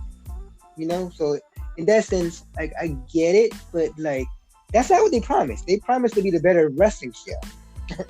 Mm-hmm. But it is what it is. Yeah, they're kind of beating each other at each other's games. Mm-hmm. Which is all types of weird. Basically. Hey, do you want to hear something that I don't even think we talked about on this podcast before? Ever. Okay. You want to hear something? All right. Rey Mysterio signed a 3-year contract. Oh, God, really? I don't remember talking about that. Yeah, we never talked about that. That's something we never talked about. And it's like, man, like, I didn't see that coming. Yeah, he can see better now. Yeah, he got merch now. Mm-hmm. And speaking of merch, earlier in this podcast, I brought up the Prince Mysterio. I brought up the whole thing. I said, yo, he's this, he's that, he's that. Now, I know you people to be like, wait, you just said that because you saw the shirt. But behind the scenes, we record half of the podcast on Thursday. We record the other half on Friday right after SmackDown. That's how we do it. So when I said the Prince Mysterio thing, it was Thursday. Friday morning, they come out with a Prince Mysterio shirt. And Dominic goes, yo, I wouldn't mind being called Prince Mysterio one day. And I'm looking at the thing and I'm like, dude, you just couldn't wait a few hours before we dropped the podcast to say exactly what I told them.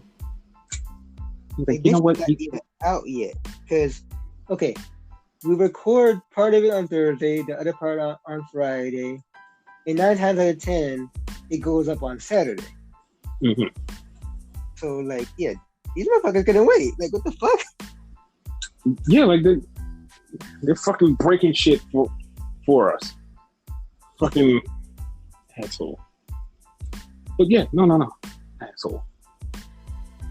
Or as Kalisto said today, pendejo. Pendejo.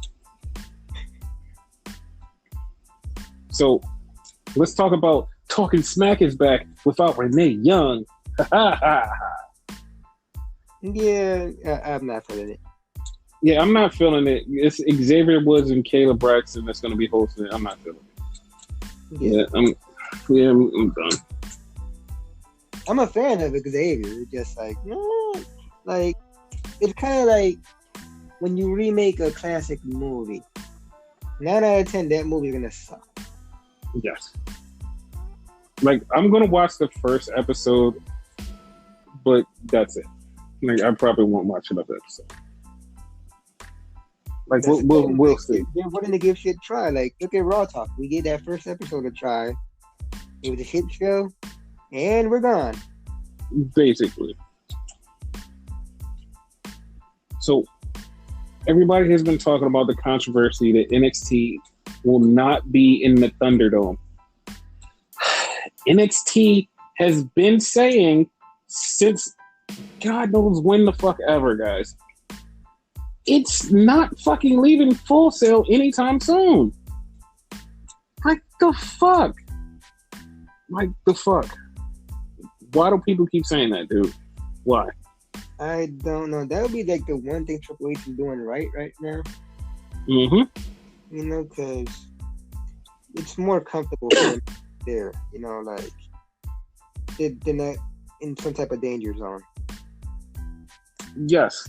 Like, listen, guys, if everything was fully open, I would be like, I have already pushed for them to start touring. Everything is closed. Let them fucking stay in Full Sail. They still have a deal with Full Sail. Let them stay the fucking Full Sail. It's fine. It's fine. Just relax. They're not coming to the Thunderdome. It's fine. Let everything be the way it is. It's fine. I mean, even then, in my opinion, and I'm probably in the minority and whatever. Like, if we were open, I would rather they stay in Full Sails or whatever. Because, like, I kind of like the smaller scale of it. I understand they need to, like, grow, get bigger, blah, blah, blah, blah, blah, whatever, right? Mm-hmm. Like and pardon the pun, because we already have this, I like the underground feel of it. You know, because it felt like it's just ours. Like, it felt like an ECW or ZDW type of thing, where, like, no one knows about this. It's mine. It's mine. You know? But, like, you start touring or whatever, and then you start feeling like a Raw or SmackDown. Better, mind you, but still, like, it still come across as that, you know? Okay, I'm going to tell you something. Mm-hmm. And I'm going to do not be surprised if they start touring. They start getting out, they start building the brand, NXT starts to grow. Do not be shocked or surprised if something else from the WWE product comes up smaller and for the developmental guys, it's going to grow again like NXT. Okay. Don't be surprised. Don't be surprised. I'm just saying. Not like I have total knowledge of this. Not that I'm just spewing words. Don't be surprised if the touring NXT starts to go and then there's a new something that shows up that's like, oh, this is the new NXT replacement. And I bet you any amount of money, as soon as it pops up, everybody's going to be like, I hate it. And a year later, everybody's going to be like, this is the greatest show ever. It's way better than AEW or NXT. It's the greatest thing ever. Exactly. I'm telling you what's going to happen. Because we actually had this conversation before when, like, fucking NXT was going to USA. I wasn't for that shit at all. Like, I didn't want that shit. And I'm not able to say I was wrong. Like, it's great. It's still great right now. You know what I mean? It's just like, part of me really doesn't want them to go, and it's a selfish reason. It's not more like I think the it's just a feeling of it. Like how good SmackDown felt today, and it was a mediocre show, but it felt good. I want that feeling, just it to feel good. Okay, I'm going to give you an analogy. Okay. we know somebody. We know somebody that was doing 100 views, and now that person is doing 5,000 views. Yeah. Don't you want that person? Don't you want NXT to grow? No matter how much you actually, I actually love that person. Yes. From the heart, love that person. I would rather see that person grow instead of stay stagnant and then get sad and not be okay. But I would rather that person grow and turn into something larger than life. Oh no, of course, I agree with that 100%. You know, like when they do it, because it's not if they're gonna do it, it's when they do it. You know, Mm-hmm. even though at first I'm not gonna like it, I have no choice but to watch it because I love NXT. You know, Mm-hmm. and just like the USA thing, it's gonna grow on me. And hell, maybe right from the get go, just like the USA thing, I'm gonna come back on here and say I was 100% wrong about it, because I was wrong about the USA thing. You know. Mm-hmm. I'm not like, and you also are not like this. We're not like other wrestling fans. I'll be like, no, we're right, no matter what. No, fuck you, we're right. No, when we're wrong, we admit that we're wrong. You know, Exactly. and it's like, again, it's like a selfish thing. It's more like a me thing. It has nothing to do with AEW. I mean AEW. It has nothing to do with fucking NXT and stuff. Like, this would be great for them. It's just like the whole feeling thing for me. Yes, look, like I said, I love that person when they were only getting 100 views. I love that person still 5,000 views. I will never stop loving that person. That's why I understand what NXT is. You have to let people grow. Hell, I think we started following this person when she had like, what, 50 views or something? Like, it wasn't much. Yes. And she's thriving, so like, yeah. Like, no, I understand the whole narrative and whatever. Like, for all we know, eventually, like, Raw will eventually die, and that's their number one show. Raw will eventually die, and then NXT becomes the show, which to us it is, but you know, not to them. You know, and their opinion is what really matters. Like, I have a weird feeling that once NXT and everything opens up and NXT starts traveling and they start doing their own thing, NXT is going to do more numbers than Raw. Yes. It's going to be bigger than Raw. They kind of were on the like way of doing that, I think, once they got on USA. Mm-hmm. And just like Corona hit and whatever, and yeah. But I think they were on their way. They were. So, do you want to talk about TakeOver? Triple X. Or dirty, however you want to say it. I want to say Triple X, it sounds so dirty. I was like, once again, I do these for YouTube and whatever. I was kind of scared to label it fucking Triple X, because like, I swear YouTube was going to register it as porn. They might have. Thankfully, they didn't. Like, they're all up right now. Thankfully, they didn't. I was so scared to do that, though. But it's funny. But yeah, let's go ahead. So it starts off with a pre-show triple threat match, which is Breezango versus Oni Lorcan versus Danny Burch versus El Gato del Fantasma. Uh-huh. Oni Lorcan versus Danny Burch, or you mean... No, I meant to say and Danny Burch. That's what I meant to say. Fuck up. Like, wait. I'm like, they're going against each other? Like, what the fuck? No, Ernie and Bert are going to fight in the triple threat. Okay. And the winners face the tag team champions, which, if I'm not mistaken, it's one of those cases where you forget who the champion is. And in this case, it's Emporium.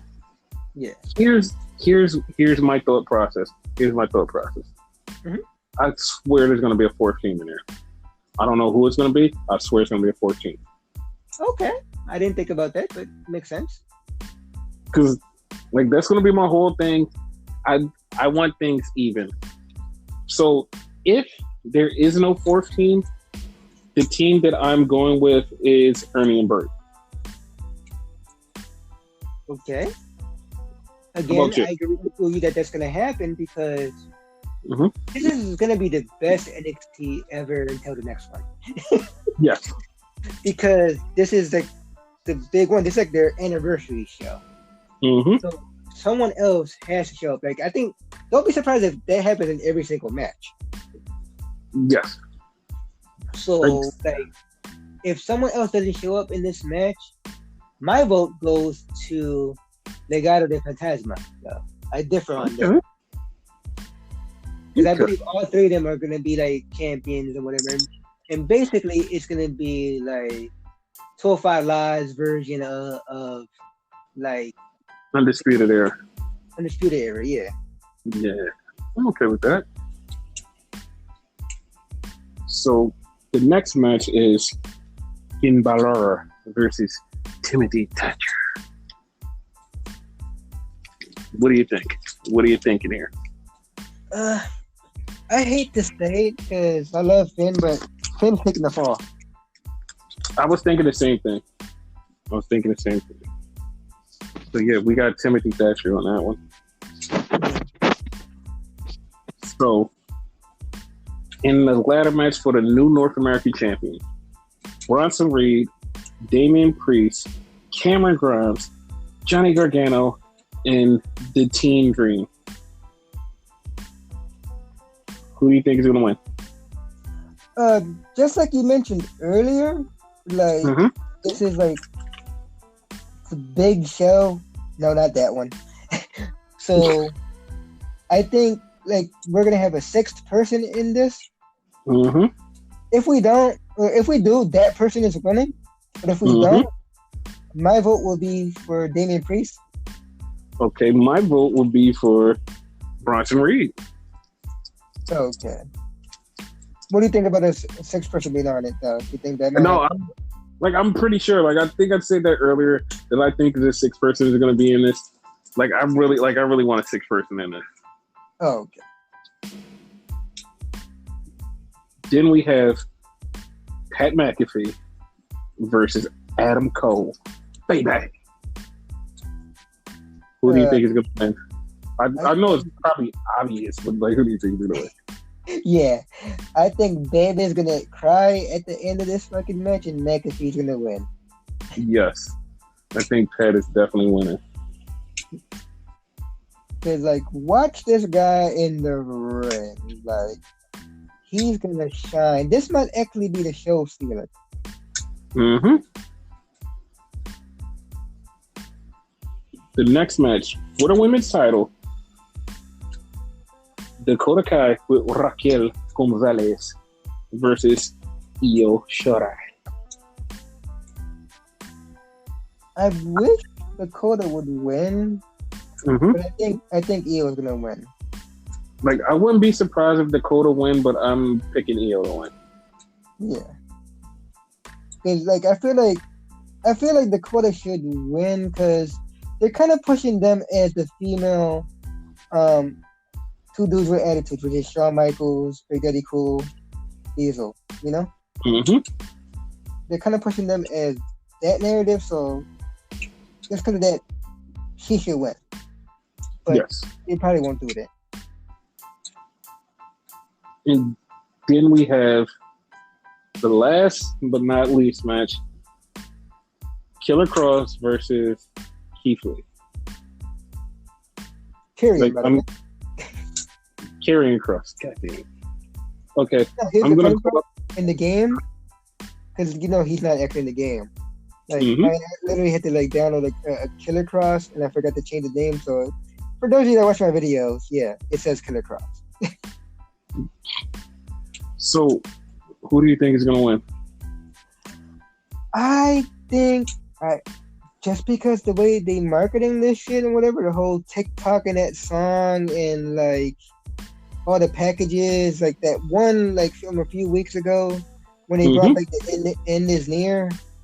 Everyone's winning this shit. Okay, I'm gonna go out on a limb here, people, and don't judge me for my out on the limb-ness. I'm going out on a limb here.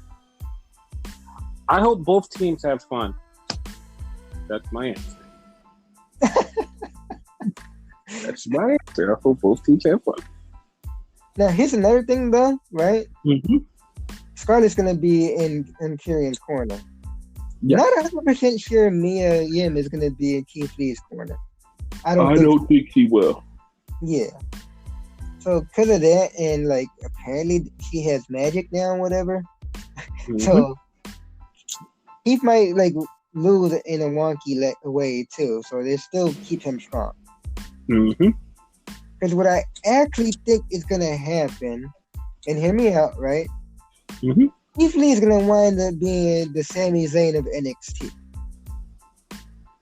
What do I mean by that? Sami Zayn finally won the NXT title. Like, he was the top guy in that, like, brand.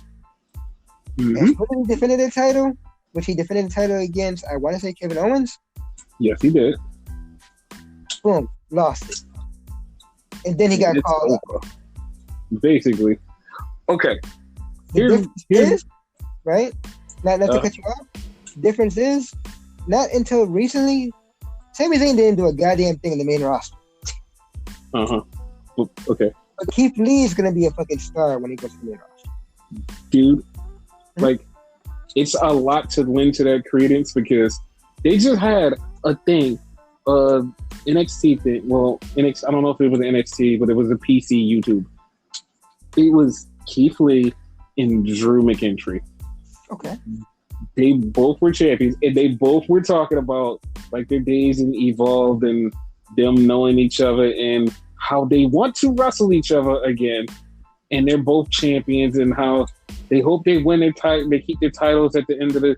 And like he like basically Drew was like, "Yo, I can't wait to see you on the main roster," and Keith Lee, which is literally a running joke between the two of them.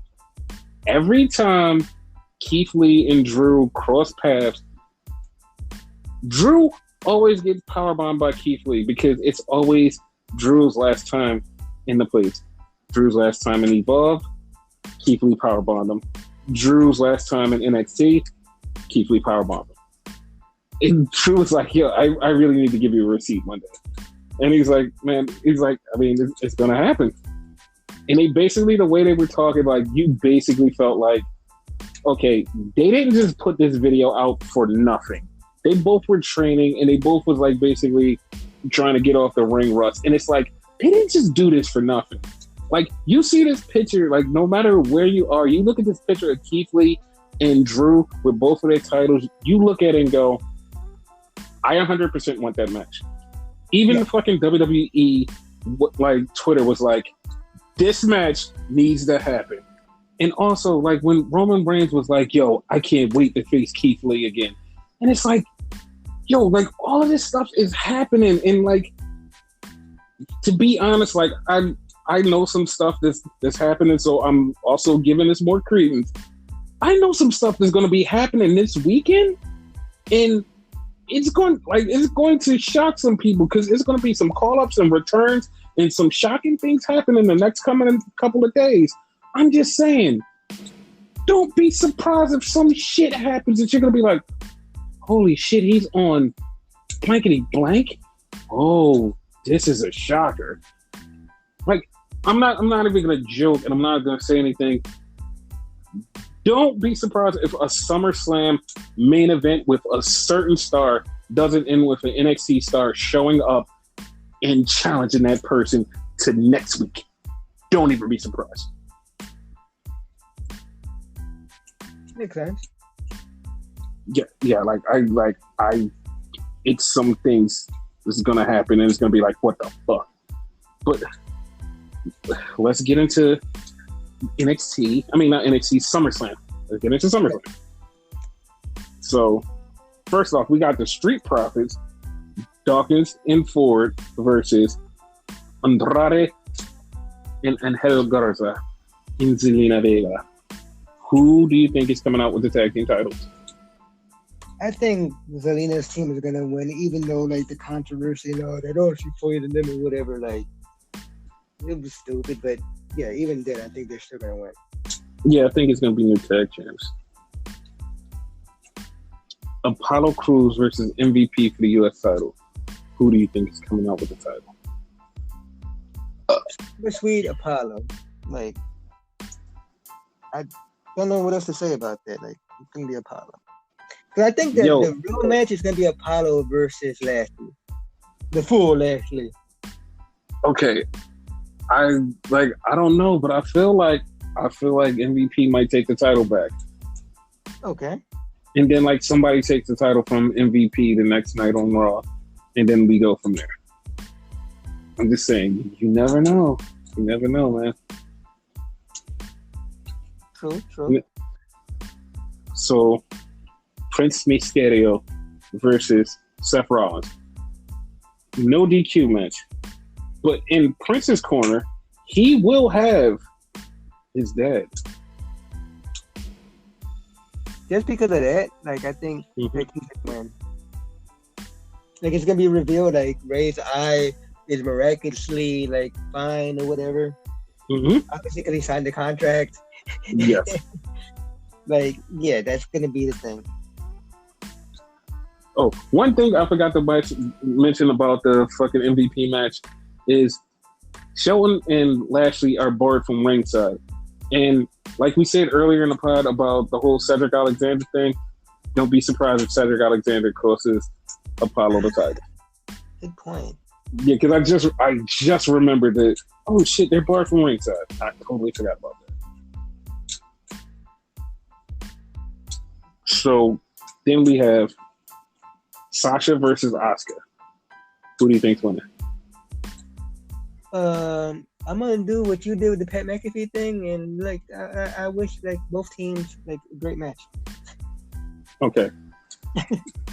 So I'm going to go with a totally weird narrative. I actually want Sasha to beat Asuka. And I know you're like, wait a minute, but we have the whole storyline of Sasha and Bayley. Yes, we do have that storyline, and we also have to get there some weird way. So why not keep this weird way going with Sasha having a Raw Women's title and also being on SmackDown? Like, I would enjoy that. Yeah. And also because she never gets to defend her women's title successfully. I want her to win it and keep it successfully. Like, that's me being selfish. But I think now I'm just going to throw this little storyline out there because I'm going to give a spoiler to my prediction next. I think Bayley should lose her title to Asuka. And then Bayley be so angry that Sasha has her title and she's going to do everything to try to cost Sasha her title eventually. And it's going to get to the point where we're going to fucking wind up at the Royal Rumble or some crazy shit. This is stretching out to WrestleMania. Like, this is going to be a long, twisting story. Like, either way, like, this is why I couldn't make a choice, because either way, if she wins or loses, either one of them, Bayley or Sasha loses, or Asuka wins or loses, there's an automatic storyline either way. So that's why I can't even pick in the Bayley and Sasha one either. I mean, Bayley and Asuka one either. Can't pick it either one. Yeah, it's either way, it's something. So, who do you think's winning the Mandy Rose Sonya Deville thing? I think Mandy is winning. I do so. Because of the whole Sonya Deville, the stalker break-in, and somebody trying to kill her and kidnap her. I think she's going to leave to move, to get herself together and give herself some time to get right, because this was a fucked up situation. Like, I think that's why she's going to take some time off and get her shit together. And it comes at a really bad time because Sonya is super hot on the mic and she's really she's getting her character over.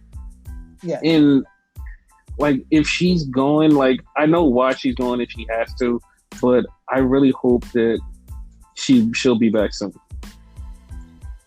Now, if it wasn't for that, I still would have said Sonya, because Mandy. Okay. You said Mandy. You said Mandy was going to win this. No, Sonya to lose. Oh yeah. Oh. Yeah. Yeah. Because originally it was just a hair versus hair match, but now it's a hair versus hair match. Loser leaves. Yes. Right? Because like, just flat out, Sonya doesn't give a fuck. Like, she don't care about having long, flowy hair. They're like, fuck it, shave my head. I don't give a fuck.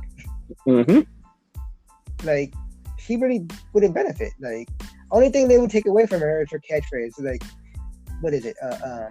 Tie your hair up or square up or something. Yes, I love that catchphrase, by the way. Yeah, like that's the only thing they would really take away from her had we not had the stipulation of her leaving. Yes. Yeah. Now we have Drew McIntyre versus Randy Orton.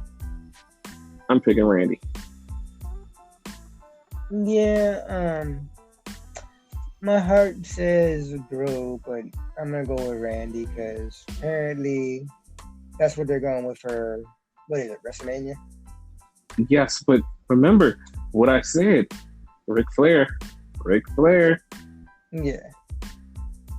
But I definitely know that, like, even though Drew's losing the title, this isn't the last time, guys. Don't get too sad. Drew's gonna be back at the top. Yeah. For all we know, he might get traded and win the Universal title. So, you know. Oh my god. I'm not even gonna tell you what the fuck I already thinking in my head with that, because that ties into the next one, and this is exactly how this is gonna play out. It ties into the next one. Mm-hmm. So it's Braun Strowman versus The Fiend, Bray Wyatt. Now, I'm thinking The Fiend is winning. Like, I'm gonna go with The Fiend just because, and I normally would because I really don't like Braun, but this has been Braun's best work so far, though, for some odd reason. Like, it's weird. Yeah, like, Braun sucks. I'm liking the storyline. No, but I don't like. I think Braun sucks. I think when Braun was the hottest 3 years ago, I think that was cool. Right now, it's like fuck that shit, man. Like, this dude sucks. He fucking sucks. Sorry. I mean, though, okay. There's when he was hot, right? When he was destroying motherfuckers, right? Mm-hmm. And then there's this. This is like the second level, right? And the worst part is, like, you know, when he got stale and nobody gave a fuck, you know? Yeah. This is like the second best thing. Like, I'm okay with this. It's not his best work, but it's an improvement. Yeah, like, I just feel like the time to put the belt on him was not now, and they could have had so many different options to beat Goldberg, but this is what they went to, just in panic mode. But not a fan of it at all. I mean, WWE tends to do that, though. They don't push people at the right time, because they did the same thing with Roman, you know? Mm-hmm. When Roman was hot, that's when they should have fucking, like, pulled the trigger. Exactly. And that's why nobody was feeling it. Exactly. Because it was a time where Roman was actually the hottest person in the company. And everybody was like, yo, he is the fucking hottest in the company. Guys, put the belt on him. Nah, not yet. Then when he cooled off, we're putting the belt on him. We don't give a fuck about him now. Too bad, we're putting the belt. All right, whatever. But yeah, that's what happened. And you just said exactly what I was thinking about Drew getting drafted. Mm-hmm. How would you feel? It comes down. Drew loses to Randy. Drew loses to Randy again in the rematch next week. Then Drew loses to Randy at Clash of Champions in September. October comes. We get a whole draft. Things change. Drew goes to SmackDown. How would you feel if Drew Claymore kicks the living shit out of the Fiend and takes the Universal title? How would you feel? I would be okay with it because I like both. You know, it's not one of the cases where I hate both guys. I actually like both guys, and like I would be kind of upset because I like the Fiend. But at the same time, like Drew got screwed out of the title in this case, right? So the Fiend will get screwed out of the title again, but at least it wasn't to like a 50-year-old deal this time. Yes. Like, I would love to see what happens with the two of them. Yeah, and they would put off a great match, which for the most part, that's what matters the most. Exactly. But yeah, like, that's all of SummerSlam. Like, we've covered the whole entire card. We covered all the TakeOver. And I know people are like, why didn't you cover the AEW show? It's Dynamite. It's not a pay-per-view. It's just Dynamite. It's not a pay-per-view, so we're not going to go down the whole entire card because it's just Dynamite. It's just a regular show. If it was a pay-per-view, we'd go down the card and talk about where we see storylines going. This is just Dynamite, guys. Like, it's a regular show. Like, we're going to watch it. We're just not going to cover it right now. Like, oh, this is what's happening. It's just a show. We don't come on there and be like, oh, here's Dynamite's card for next week. So don't get your panties in a bunch. We will cover AEW in our weekend wrap-up, so relax. Yeah, that will be on next week. So we don't record on Saturdays. We'll get the shit done, guys. We'll get it done. It'll be in our next podcast, our weekend update podcast, before we get to next week's podcast. Okay? Yes. Okay? Yeah. So, yeah, you got any more news you want to talk about? No, I'm good. Yeah, me too. So, I mean, there's nothing else to say except, you know what? Fuck this shit.